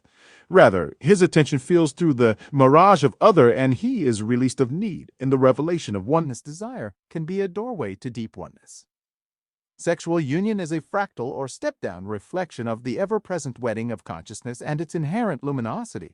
The superior man embraces his woman as his own form. The revelation of deep oneness in love, women can seem to bring you to your true nature, or they can seem to take you away from it. Each moment of appearance and of woman may be a distraction, an obsession, or a revelation. Notice the distractions. This adds wealth and fame. And practice the revelation of oneness by feeling through the distractions. Notice the obsessions. This adds wealth and fame. And practice the revelation of oneness by feeling through the obsessions. Practice it with your woman for real. Bow down to her and then bow down through her into the deep, which only seems to have been another part 7. Body practices, 44 ejaculation should be converted or consciously chosen. There are many physical and spiritual reasons why ejaculation should be converted into non-ejaculatory, whole body, brain and heart orgasms. But there are also relational reasons when a man has no control over his ejaculation. He cannot meet his woman sexually or emotionally. She knows she can deplete him, weaken him, empty him of life force. She has one when a man ejaculates easily. He creates ongoing distrust in his woman. At a subtle level, she feels he cannot be trusted. She and the world can deplete and depolarize him easily. This subtle distrust will pervade the relationship. She will not only doubt him, but actually act to undermine his actions in the world by undermining him. She demonstrates and tests his weakness, but she also hopes that through such tests he can learn to remain full. You want to be willing to bypass ejaculation until you have experienced the much greater pleasures which lie beyond it. In the meantime, notice how you feel in the minutes and days following ejaculation. If you have accumulated a lot of tension in your daily life, ejaculation will afford you with temporary release and relaxation. But as you live your life with more and more true purpose, you want to accumulate so much tension during the day, then you will discover that ejaculation, for the most part, Act 2 ally, depletes and weakens you. It feels great for a few moments, but the price you pay for the genital sneeze of ejaculation is a much higher level of mediocrity in your daily life. You will find that you just don't have the extra gusto necessary to live your life with utter impeccability. Excess ejaculations pave the road to living a good life, but not a great life in a subtle way. Excess ejaculations will diminish your courage to take risks professionally and spiritually. You will settle for doing enough to get by, to be comfortable, but you will find that you would rather watch TV than write your novel, meditate, or make that important phone call. You will have enough motivation to live a decent life. No, but ejaculations drain you of the cutting. Through energy that is necessary to pierce your own wall of lethargy and slice through the obstructions that arise in the world, your gift will remain largely ungiven. Your woman can feel all of this. She may be sexually turned on by making you ejaculate. It may please her in the short run. She may even say she feels sexually unfulfilled if you don't ejaculate. But there is also a deeper part of her that has never been sexually fulfilled by you because of your tendency to ejaculate frequently. And soon most women can experience many orgasms and deeper orgasms. And more importantly, most women have a natural connection between their genitals and their heart. When you ejaculate and lose your erection, you're probably depriving your woman of her fullest capacity of heart reception and expression, which is evoked by relaxed, loving, watery hours of your fearless and unstressful genital penetration. It is not simply your genital penetration that touches her deeply, though the main penetration she feels is you are yielding into her through her in love. It is the fullness of your presence, the actual invasion of her body by your consciousness that most ravishes her face. If you are like most men, after an ejaculation or two, you don't really want to penetrate or ravish her anymore. You are content to relax. The emptiness, release tension. You don't feel much desire to enter your woman bodily or emotionally, as you did just before you ejaculated. Your woman feels your lack of desire, and she also intuits, perhaps subconsciously, that your lack of desire also applies toward the world if she can drain you. So can the world if she waits for your deepest gifts. As you lie feebly in the bed of insight, so might the world she senses that you have succumbed to her, that you have allowed temporary pleasures to diminish your capacity for fullest consciousness. She knows you will likewise succumb to the world. One part of your woman is happy she made you come. She's happy you're relaxed and enjoying yourself. Another part of her is disappointed that you've allowed yourself to choose a temporary and pleasurable spasm over the endless ravishment of her and the world. Sometimes she doesn't even know what she's missing if she's never been with a man who has the capacity For full consciousness during sex, without conceding to the mechanical reflex of ejaculation. Then she doesn't even know the extent of her capacity. She doesn't realize how deep and ecstatic sexual loving can be. She has never been utterly dissolved in loving, surrendered beyond a shred of closure, ravished through and through until there is nothing left to ravish, just openness, love radiant and alive in all directions. Some women, because of their need to guard and protect their wounded heart, would actually prefer that you ejaculate that way. They never have to open all the way or expose their depths to your touch. They know that after some oral sex, and maybe a half hour of intercourse, you will ejaculate, and it will be over. They don't want to feel you persist beyond their habit, your closure. They would rather stay in control and draw out your ejaculation whenever they want it. Is especially this kind of woman who would most benefit from your undiminished capacity to lead her beyond all closure. And it is especially with this kind of woman that you can cultivate your capacity to persist in the giving of your love. The world will constantly test your capacity to give your gift in the face of refusal. A woman who refuses your loving is simply a manifestation of this aspect of the world deep down. Your woman only wants love, as do you. Her refusal is a form of her fear. She may have childhood wounds that she is afraid of feeling. She may have been hurt as an adult and is afraid that if she opens, she'll be hurt again. But in the present moment, all emotional resistance comes down to the same thing. A refusal to love your masculine sexual gift is to coax humor, shock, and caress her love into melting through her layers of fear without imposing your own needs on her. Let your love penetrate to the deep part of her that is totally open to love, that is love itself, and coax it to the fore. Do this slowly over time, not through conversation, but through bodily communicated presence, care, consciousness, and the liquid loving of sexual intermingling. And when she feels the absolutely trustable nature of your loving, that you are truly with her, committed to loving, and you're not going to get lost in the self-enclosed spasm of your own pleaser-easing, she will begin to trust you with her most vulnerable core. But not until then. Every time she feels you contorting into your own sensations, she feels you gone. Not present, not trustable. She may enjoy giving you an ejaculation, but a deeper, perhaps unexpressed part of herself will not trust you. Why should she? Why should she expose her deepest part, her most vulnerable heart, only to have you convolute in a paroxysm of self-possessed gratification, followed by your withdrawal into post-ejaculative relational non-interest? Every time she sucks you into an uncontrollable need to ejaculate, she has conquered you, she controls you, and masters you.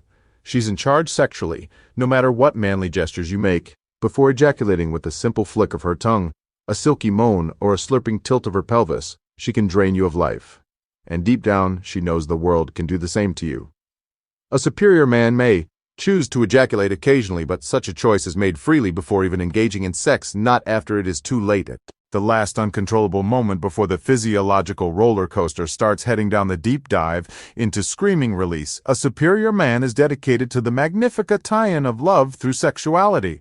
He does not settle for less than the total surrender of his womanless heart as well as his own into the fullness of divine union. The pleasures of this dissolution into love so far exceed the typical genital spurt that ejaculation is easily bypassed or postponed once a man and woman have expanded their sexual capacity. Just as your woman tests you emotionally, so she will test you sexually. Even when you are trying not to ejaculate, she may energetically begin to pull the ejaculation from you. As always, her deepest pleasure is in feeling your fullness, your strength, and your love.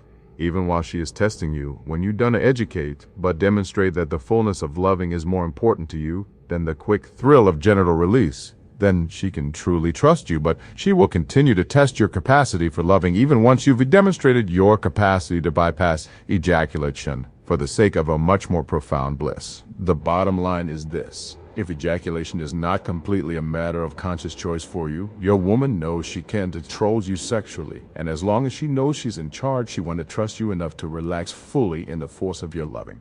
She will always keep her heart somewhat protected, rather than surrender so deeply in your embrace that she is splayed into divine brightness. She will go for whatever moist pleasure she can get before you lose interest. Your woman will be sexually, emotionally, and spiritually fulfilled to the extent that you are addicted to ejaculation. And in many ways, the world will be just as fulfilled by your gifts.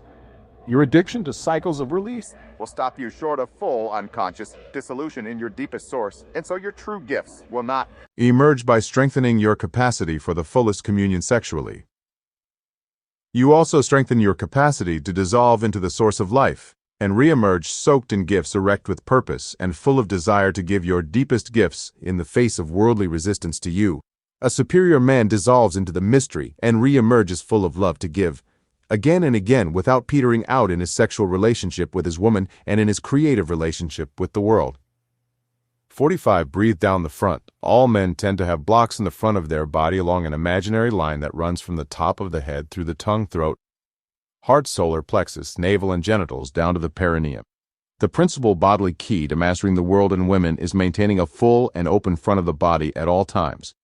The basic method is through full and relaxed breathing, drawing energy down the front and freeing attention from neurotic self-concern. When you get nervous, your stomach tightens. When you are saddened, a lump forms in your throat when you are threatened. Your solar plexus feels queasy when you think hard. Your forehead wrinkles when you consider the unsure future. You tense your jaw for much of the day. You are tightening, tensing, and contracting the front of your body from the top of your head through your chest and all the way down past your gut.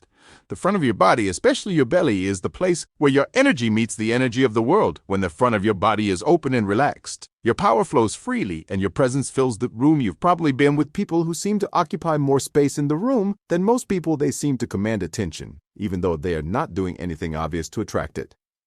The front of their body is so open that their energy flows freely through the room. Magnifying their presence, such people are remarkably relaxed, poised, and attentive. They are not all wrapped up in their own self-concern, hunched over a sunken chest, gritting their teeth, and hardly breathing.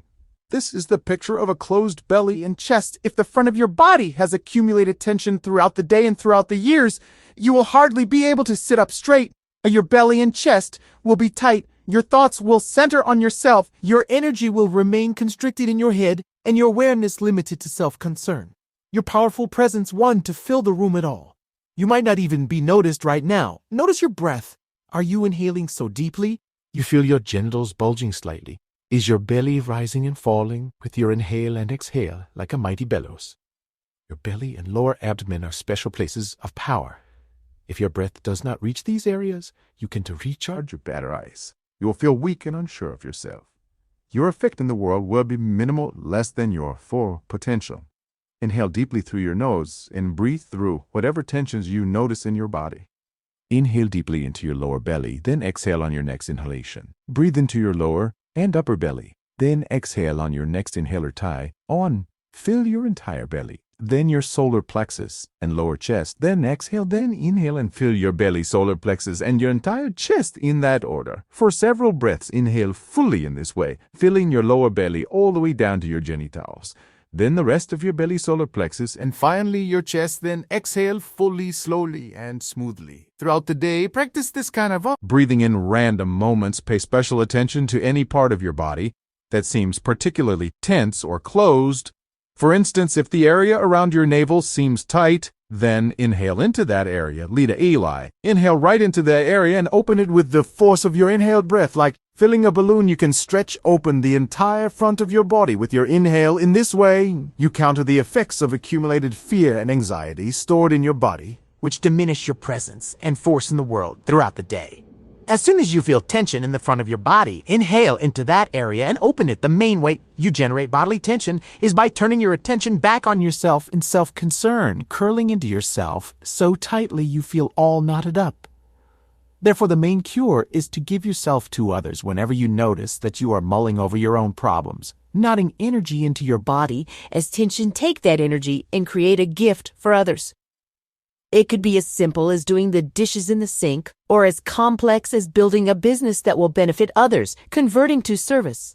the energy that is knotting up the front of your body. Your tension is only the energy of a gift that has become backed up, unexpressed in your body. Your breath is a primary expression of your personal energy. Therefore, your breath is one of the primary ways to give your gift to the world. You can use your breath to open other people to see as knots of tension, just as you can open your own. Suppose you are with a person who seems a little tense. You can allow yourself to feel his tensions, and then inhale into his tensions just as if they were yours. Inhale and open his tensions with the force of your inhalation. Then exhale and release all tensions yours in his inhale and open his knots with the force of your breath. Then exhale and release all contraction, leaving only relaxation and love. All of this occurs without any physical contact. In fact, he probably won't have any idea that you are doing anything unusual whatsoever. You could do this practice at work with your lover or with a whole crowd on a bus. If you are alone in your home, you could imagine all the tension in the world and inhale the force of life into this tension to open it up, then exhale, releasing the tension into love to be dissolved like a handful of salt released into the ocean. By practicing this form of breathing, you uncurl your attention from yourself, alleviating the knots of contraction in the front of your own body, and at the same time, you assume your true status as servant to others who also, in their own way, are serving you. These kinds of practices may seem odd to some people, but before you write such practices offers whimsical hokiness. Try them, do them, and find out the results for yourself.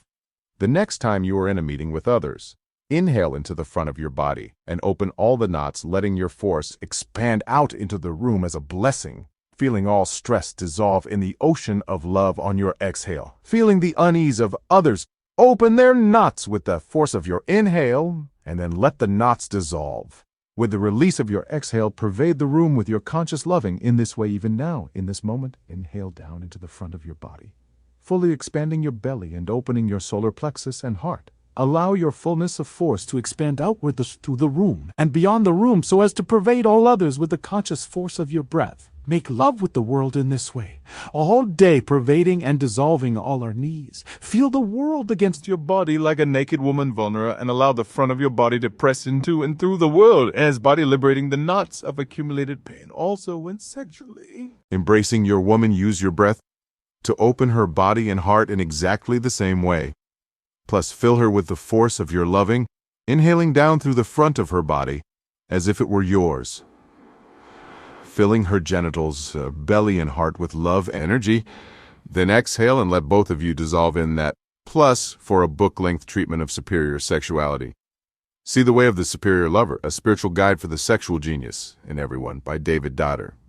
Forthcoming from Plexus, ocean of your loving, always pervade through her with your breath inhaling and exhaling so that her tension and closure dissolving the force of your loving, and you dissolve in the giving. 46. Ejaculate up the spine. For most men, ejaculation involves spewing their energy and semen out through their genitals. Afterward, they feel they have released stress. The superior man's orgasm more often explodes up his spine and into his brain from there, raining down through his body like an ambrosial bliss of rejuvenation. The technique for converting depletive orgasms into rejuvenative orgasms involves contracting the pelvic floor near the genitals and drawing energy upward along the spine to the use of breath, feeling and intention. What is premature ejaculation? Some men ejaculate before and during their woman estrogen. Others ejaculate after 10 minutes of sexual intercourse. What matters is not when you ejaculate, but how deeply you are able to commune in love with no boundaries. Through the form of sexual embrace, if your ejaculation signs the end to your session of loving, before both you and your woman have fully opened yourselves, then your ejaculation is premature. If you are like most men, your first sexual experiences as a teenager involve masturbation. Masturbating over and over ends up conditioning your body and nervous system to an habitual sequence, genital stimulation, mental fantasy. Building up tension and ejaculating teenage masturbation is essentially an exercise in fantasy done alone without much love or even human intimacy. By the time most men are having sex with women, they repeat the same sequence they learned while masturbating. Sex has become a road toward ejaculation, a road paved with internal imagery, self-enclosure, and the desire to release tension to realize the full potential of sex. You must learn how to recondition your body and nervous system. You must learn how to unhabitualize the mechanics of your ejaculation and convert your orgasm into a massive profusion of energy, which deepens, not ends, a lovemaking session. The first step is undoing the habits you learned while Mars turbaying as a teenager. Instead of tensing your muscles as you become sexually stimulated, learn to relax them when you notice your face squinting up. Relax it when you notice your breath getting fast and shallow. Slow it down and deepen it when you notice your belly tight and your chest hard. Open your belly and soften the area around your heart. The next step is to redirect your attention. Learn to feel your partner more than your own sensations during sex, rather than curling attention into yourself and feeling the pleasures moving in your own body. Feel outward into and through your partner. Feel your partner more than you feel yourself. Feel her movement, her moans, and her internal energy. Eventually, with practice, you'll be able to feel through your partner, as if your partner's body were a doorway into a vast open space of energy, light, and awareness. This unobstructed feeling is the basis for true lovemaking. Extend your love out beyond yourself and in time through and beyond your woman. This takes practice, since there is a strong tendency to focus on your own. Physical sensations, especially during times of intense sexual stimulation, counteract this tendency by practicing to feel beyond yourself and through your partner, as if there were no obstruct irons to your loving at all. Besides relaxing and loving into and through your partner, you must become very sensitive to the force of your breath. Breath moves life energy through your body, as well as your partner's. If your breathing becomes too shallow, the life force cannot be conducted through your body. Instead, this force builds up, usually in your head or in your genitals. If it builds in your head, you will begin to spend more and more time fantasizing about sex and women. If builds up in your genitals, you will feel the need to ejaculate either through sex or masturbation. Therefore, if you have not breathed fully during the day, by the time you approach your sexual partner, you will be filled with fantasies and ejaculative urge. So a large part of avoiding premature ejaculation is to breathe fully deeply and with great force throughout the day. Your inhales should feel like they are drawing energy down the front of your body, filling your belly and genital region. Your exhales should feel like they are moving energy from your pelvic floor up your spine into your head by breathing fully in this circle, down your front and up your spine. Your internal energy can flow freely. Your head and genitals don't get clogged or tense with energy, and your urge to ejaculate is diminished. Sex intensifies the life force in your body as you become more and more stimulated. Your breath quickens and your body begins to ride with energy, which tends to become focused in the genital region. Unless you are careful to move this energy with your breath, it will build up in your genitals and cause a pressure that wants to be released through ejaculation. There is a specific exercise you can perform throughout sex and also during the approach to orgasm. By doing this exercise, you will convert the direction of the orgasm. So instead of ejaculating out your penis, you will ejaculate up your spine, experiencing intense bodily bliss and emotional openness far beyond the quick pleasure and depleted peace following an ejaculative orgasm. To practice this exercise, you must learn to consciously contract the muscles of the floor of your pelvis. This area includes your genitals, anus, and perineum, which is the space between your anus and genitals. This exercise of contracting your pelvic floor feels a lot like you're trying to stop yourself from going to the bathroom, in addition to contracting the floor of your pelvis practice. Pulling it upward into your body and toward your spine. This upward pull will actually lift your scrotum slightly up toward your body as a single movement practice. Contracting and pulling up with the entire floor of your pelvis, including the anus, perineum, and genitals. You can practice this in sets of 15 or 20 contractions, holding them, as long as you can do several sets like this 3 or 4 times a day. Eventually, you will be able to contract and pull up your pelvic floor, easily holding it for as long as you want. This means you have developed the necessary muscular control now. You can practice the more subtle work of moving the energy up your spine at first. It may seem like you're just imagining internal energy moving in your body, but with practice, you will more easily see or feel this energy moving.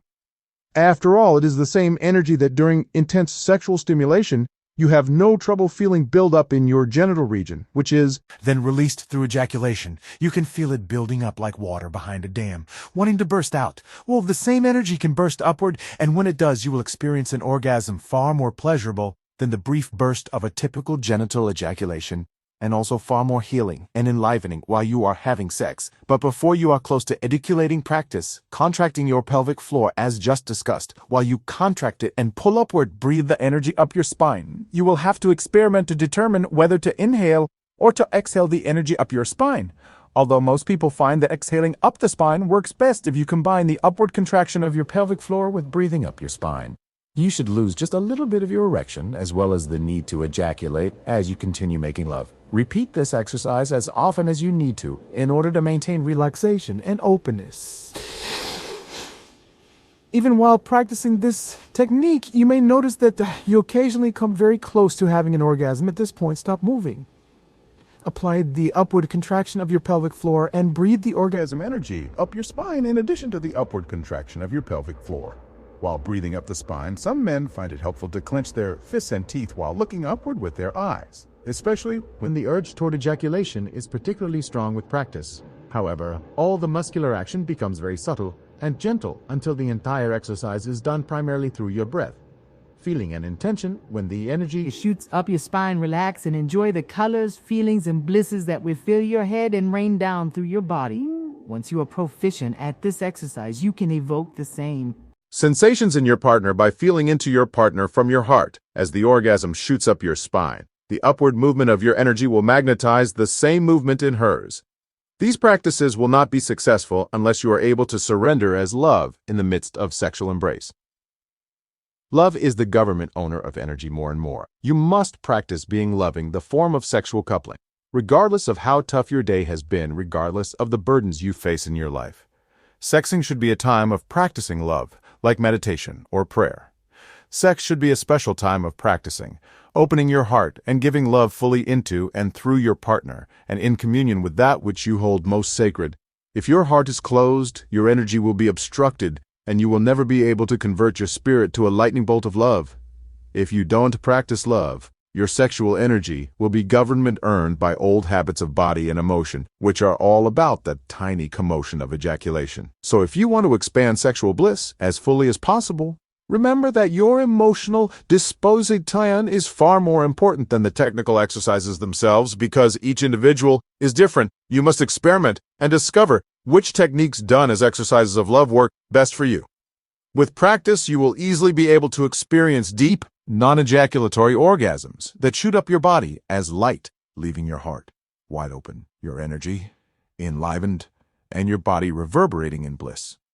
You will be able to make love for as long as you want, and sex will rejuvenate rather than deplete your life force. In summary, this is what to remember as you experiment and discover which techniques work best for you, one rather than fantasizing or entertaining inward sexual imagery of any kind. Remain totally present, aware of your own body, breath, and mind, and especially attentive to your partner. Break the masturbatory habit of inward fantasy by Con Eli, practicing sex as a relational play of love with your partner. 2. Keep your body and breath relaxed and full. Especially keep the front of your body relaxed so that your belly is vast and your heart is soft and wide. This will help prevent too much tension from accumulating in any one area. 3. Learn to feel into and then through your partner so that your attention is directed beyond your own sensations and even beyond your partner's sensations. Practice feeling outward without limit, as if you were feeling to infinity. In other words, whatever you are feeling, feel it fully, and then feel through and beyond it, so that sex becomes a constant feeling through and beyond every sensation, rather than focusing on any particular sensation for throughout the day. And during the sexual session, practice breathing so that your inhalation moves energy down the front of your body and the exhalation moves energy up your spine. Excessive chronic thinking or addiction to ejaculation is often a sign that your energy is blocked and you are not yet breathing fully in this circle throughout the day. 5. During sex, occasionally practice the upward contraction of the floor of your pelvis while breathing sexual energy up your spine so it fills your whole body. Especially as you begin to approach orgasm, you can combine the upward contraction of your pelvic floor with breathing up the spine in order to shoot your orgasm up into your brain and even out through the top of your head rather than down and out your genitals. This upward orgasm will then feel like it is gently seeping down through every cell of your body, saturating you with thick, open light. These techniques will be less than effective unless you practice love during sex. The natural intelligence of love itself acts to circulate energy in the most healthy way possible. These techniques are mostly exercises to counteract years of poor sexual habits usually initiated during teenage masturbation. After limiting the mechanical habit of ejaculation and unobstructing your energy, the force of your heart will very naturally guide your orgasm so it explodes upwards throughout the body and brain before raining down in a profusion of bliss which not only rejuvenates you, but dissolves your edges Like shadows in the sun, men S and women S Yoga of Intimacy Part 8. Intimate relationship is never the priority in a masculine man, S life, and always the priority in a feminine woman, ES life. If a man has a masculine sexual essence, then his priority is his mission, his direction toward greater release, freedom, and consciousness. If a woman has a feminine sexual essence, then her priority is the flow of love in her life, including her relationship with a man whom she can totally trust in body emotion.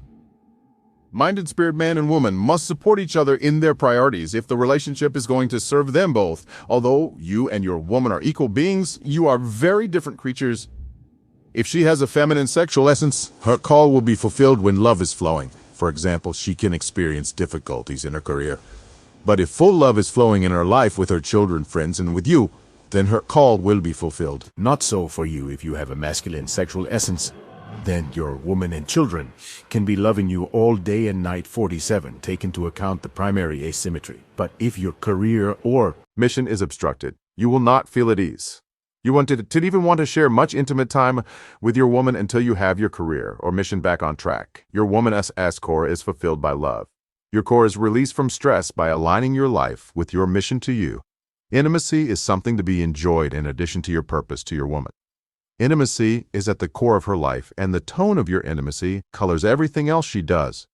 When your intimacy is going great, your woman's life is filled with the color of love. She feels good at work, at home, in bed when the intimacy is not going so great. When your woman feels unloved, rejected, hurt, or abandoned by you, then her day will be colored by hurt at work, at home, and in the bed. The pain of unlove will color her disposition. But for you, things are different. When your intimacy is going bad, you can wait to leave the house and go to work there. You can be in your element, aligned with your purpose, and happy for you. The intimacy is just one aspect of your life.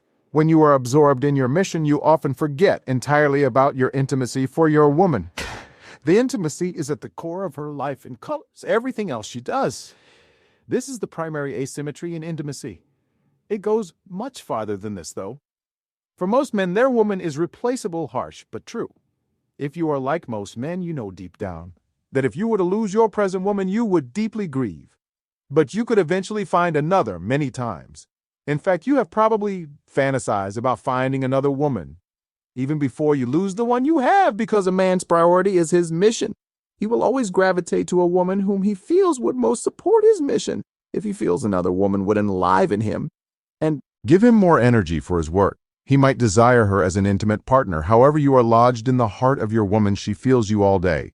She senses where you are.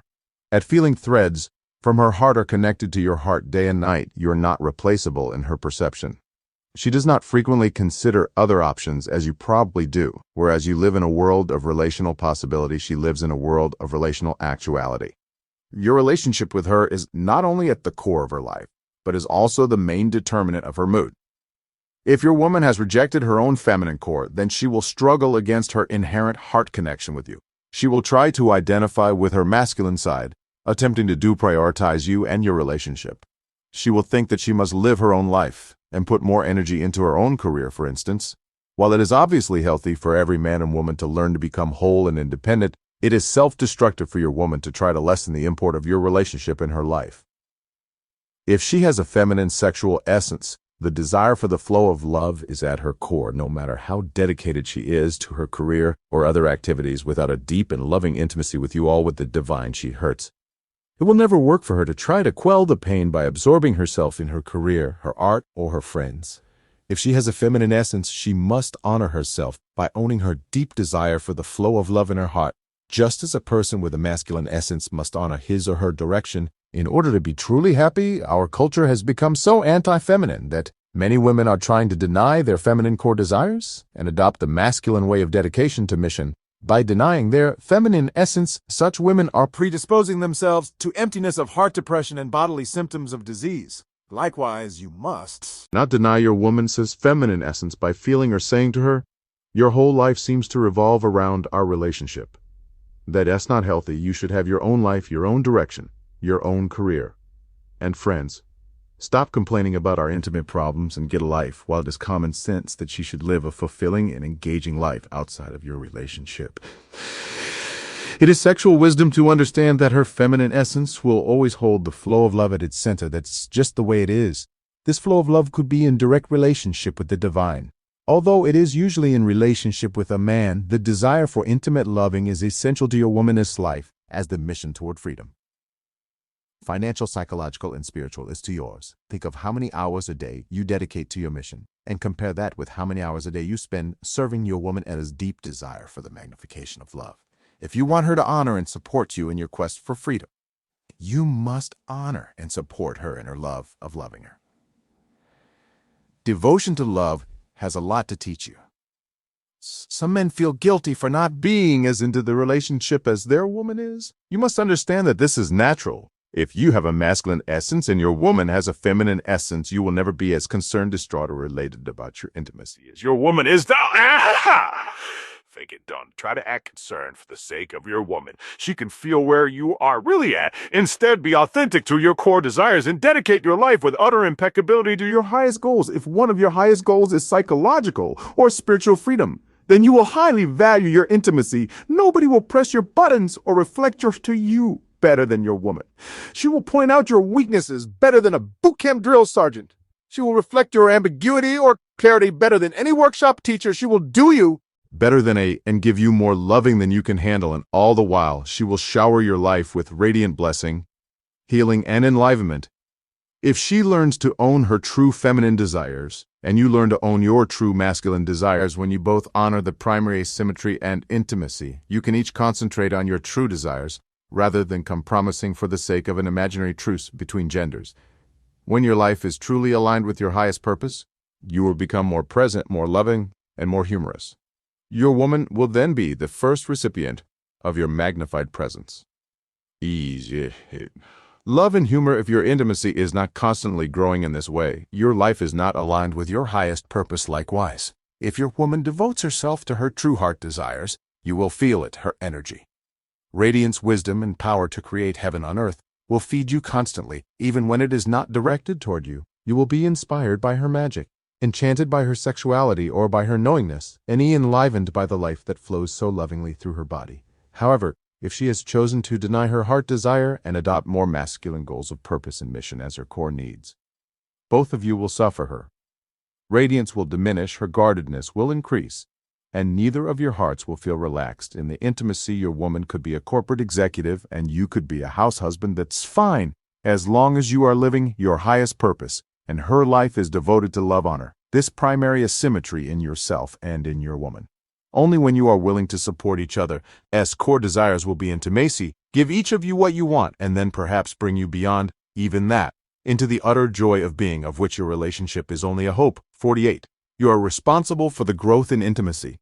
There are masculine and feminine gifts in intimacy, and each gift comes with its own responsibility. The direction of growth of a relationship is primarily the man's responsibility. The energy of an intimacy, pleasure, sexual flow, and vitality is primarily the woman's responsibility. A simplified way of saying this is that the man is responsible for the woman's depth of love or openness of mood, and the woman is responsible for the man's erection or energy in the body. Once you have grown into independent adulthood, you no longer need somebody to take care of you. You can be responsible for yourself. In particular, you realize that you are responsible for your own happiness. Nobody can live your life for you. You must create your own health, success, and happiness. This sense of self-responsibility is only a partial maturity. However, beyond self-responsibility lies the responsibility to give your gift. It is important to grow beyond dependence on your intimate partner for your own happiness, but it's equally important to grow beyond simple independence and autonomy. The next stage of intimacy, after personal independence has been attained, is the mutual flow of gifting, or serving each other in love. You may have noticed that masculine gifts. The point is not to be her therapist, but to be her wake-up call, her heart opener, her reminder of the primacy of love. If it takes you more than 5 minutes to open her into love, you're probably talking too much and acting too little. Or perhaps you have forgotten your true purpose. Your masculine gift is to know where you are, where you want to be, and what you need to do to get there. If you don't know one of these, then you need to discover it by any means necessary. Our woman can get lost in her moods. She can get on a roll of hyper-nervousness, or she can feel dejected and mope around the house, surrounded by a black cloud. It is extremely difficult for most women to get out of their mood once they are in it. Your loving intervention is one of your great vision is essentially the basic gift you have to offer your woman as well as the world if you have no higher vision than the day-to-day grind of housework, job, childcare. At TV and vacations, you are failing your birthright. Your woman will feel cheated and ungifted by you, as will the world. And they will both give you less of their gifts in return if your woman is always stressed out. You need to know what she could do with her life in very practical terms so she can relax. Perhaps she needs to exercise more, meditate more, change her career, dance more, or spend more time with her women friends. If your woman feels unfulfilled most of the time, you need to know what she is missing. How often does she open her heart and body in the irrepressible ecstasy of devotional surrender? How often does she abandon herself fully into the divine love which surrounds her? How often do you serve her to do so? Are you playing the game of sensitive man, giving her space to be miserable rather than offering her your consistent and fearless gifting? And if she doesn't want your gift, your deepest wisdom and unsuppressed loving, then why would you want to be with her? Your main gift in intimacy is to guide her moment by moment out of her moods and into the openness of loving, and then day by day to guide her life into greater degrees of divine love, even beyond the relationship, so that her life becomes primarily communion, gifting, and celebration. If you cannot offer your woman such guidance, what can you offer her? Why is she with you? What is your relationship all about? To offer this masculine gift, you must cultivate your sense of daily practice, like a musician practicing his art.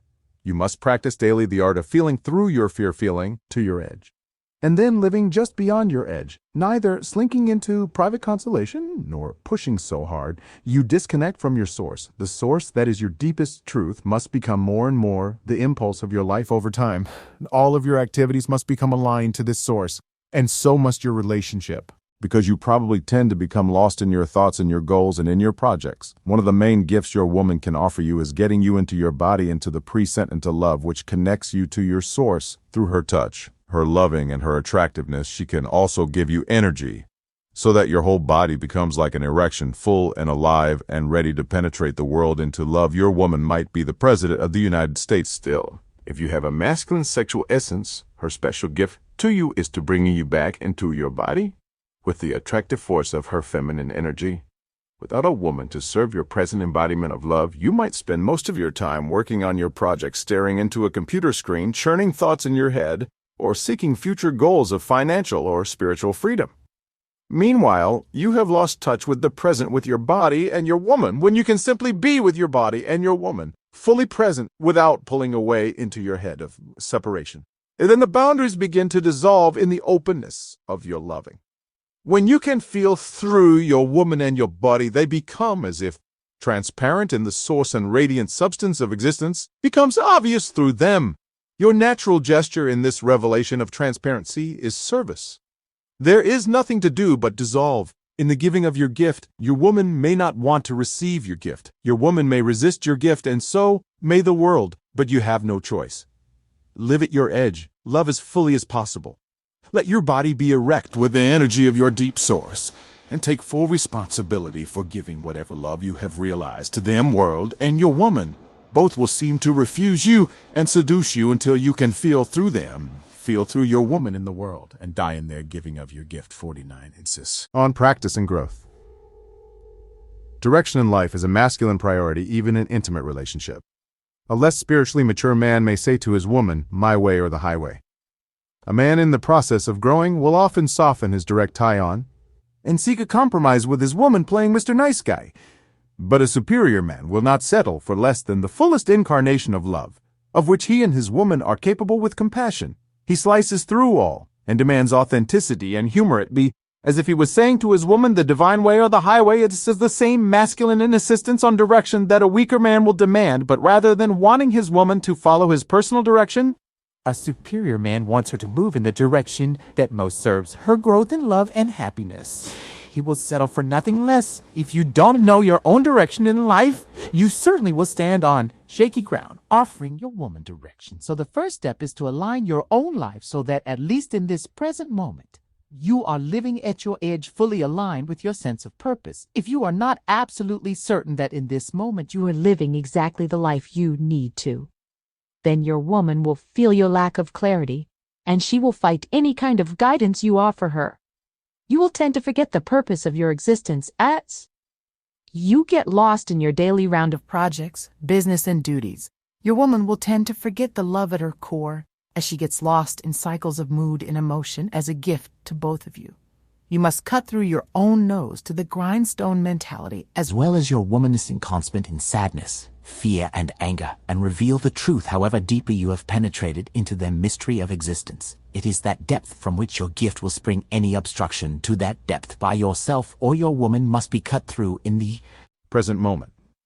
So your gift may come from the deepest source. If you don't cut through and take direction, your woman will masculine and feminine energies in intimacy are governed by the law of conservation. The less masculine direction you are living in truth, the more masculine direction your woman will take on. If you are longing about in bozo land or working hard but actually not living your true gift, then your woman will resent your lack of deep direction. She will begin to take on the Mars Q-line blade herself, trying to cut through your lolling, so that you feel the urgency connect to your depth and really give your gift. Since, at your core, however you are masculine, her masculine attempt to cut through your lolling will depolarize you. You will bash heads with her like two rams since both of you are in your masculine, and if you move into your feminine, things may get worse. A deep habit may develop wherein no matter how strong you are in the business world, you become whipped in your relationship. Your woman gets sharp and masculine. You become falsely receptive and agreeable, and meanwhile both of you feel like vomiting. If your woman is chronically sharp with you, it is most likely a sign that regardless of how successful you are outside of your intimacy, you are not aligning both of your lives with the highest truth. You are not cutting through the underbrush of your duties and your woman as he moods to reveal the fertile ground source of your lives. And so your woman must wield her own sword by the law of conservation of masculine and feminine energy. Whatever masculine gifts you aren't offering, your woman will naturally try to offer, but since in truth your core is masculine, her masculine offerings will most likely turn you off, even repulsing you. You are entirely responsible for cutting through your own laziness, addictions, and unclarity. There is nothing to wait for and nobody to blame. Whatever techniques are appropriate, use them. Or try talking with your friends, using therapy, practicing meditation or prayer, going on a vision quest, reading scripture, walking in nature, keeping a journal, or studying with a teacher. Remember that your success with any method you choose depends entirely on your actual commitment to discovering your deepest truth and aligning your life with it. You could meditate until you are blue in the face, but it won't work if when it comes down to it, you rather masturbate. Read the newspaper, watch TV, then cut through your addictions, discipline your daily life, and give your gift from your deepest, most blissful source. The quality of your intent and the consistency and depth of your application determine the results of your direction in gifting, as well as your capacity to guide your woman's life into greater happiness and bodily surrender into love. A man rediscovers and fine-tunes his purpose in solitude in challenging situations and in the company of other men who want to settle for his butt. Women strengthen their feminine radiance best in the company of other women in mutual celebration and play. A man must arrange for both forms of restoration, his own solitude and men's gatherings, and his woman's time with other women. If you spend too much time with your woman, you will rub off on each other in the worst way. In order to get along together, she will begin to adopt your masculine patterns of speech, denying her feminine desire to flow in play and pleasure, without having to make masculine style sense or fulfill a purpose. You'll begin to adopt her feminine patterns of touch and affection, denying your desire to get down to it with your mission or your woman instead. You will find yourself pecking your woman on the cheek or giving her hugs and pats of lovey-dovey reassurance. 50. Restore your purpose in solitude and with other men. In short, the goddess and the warrior will become neutralized householders, sharing only the mild display of sexual polarity in order to enliven her feminine core. Your woman should spend time every day in absolute abandon and celebration. During these times of dancing, singing, laughter, and sheer delight, her body and mind should be totally released of any obligation to be masculine directed, controlled, structured, or goal-oriented. These occasions are most rejuvenating when she is with other women, magnifying and rejoicing in each other as feminine radiance and flow. If your woman lacks this frequent feminine rejuvenation, she will develop symptoms of depressed feminine energy disease, especially in her more feminine parts: lack of life energy, low sexual desire and enjoyment, and a blue, downhearted, despondent disposition. Much of the modern men's movement has concentrated on men reclaiming their inner feminine energy. If you want to revitalize your own feminine energy, Then you can do pretty much the same as women do to revitalize their feminine energy. You can go out into the woods and sing and dance and laugh with your friends. For men who have become rigidly stuck in their masculine direction without allowing the flow of joy and showering in their lives, this is good medicine. But for men who have lost their sense of purpose, who don't know what their life is about, or who have trouble aligning their life with their truth, singing and dancing aren't the remedy. The cure for lack of purpose is to be challenged to live at your edge, since you have lost the capacity to live there by yourself. The two ways to bring you right to your masculine edge of power, area austerity and challenge austerity, means to eliminate the comforts and cushions in your life that you have learned to snuggle into and lose wakefulness. Take away anything that dulls your edge. Non-newspapers or magazines. No TV, no candy, cookies, or sweets. No sex. No cuddling, no reading of anything at all while you eat or sit on the toilet. Reduce working time to a necessary minimum. No movies, no conversation that isn't about truth, love, or the divine. If you take on these disciplines for a few weeks, as well as any other disciplines that may particularly cut through your unique habits of dullness, then your life will be stripped of routine distraction. All that will be left is the edge you have been avoiding. By means of your daily routine, you will have to face the basic discomfort and dissatisfaction that is the hidden texture of your life. You will be alive with the challenge of living your truth rather than hiding from it. Unadorned suffering is the bedmate of masculine growth. Only by staying intimate with your personal suffering can you feel through it to its source, by putting all your attention into work. TV, sex, and reading your suffering remains impenetrated, and the source remains hidden. Your life becomes structured, ye entirely by your favorite means of sidestepping the suffering you rarely allow yourself to feel. And when you do touch the surface of your suffering, perhaps in the form of boredom, you quickly pick up a magazine or the remote control. Instead, feel your suffering, rest with it, embrace it, make love with it, feel your suffering so deeply and thoroughly that you penetrate it and realize its fearful foundation. Almost everything you do because you are afraid to die, and yet dying is exactly what you're doing from the moment you were born.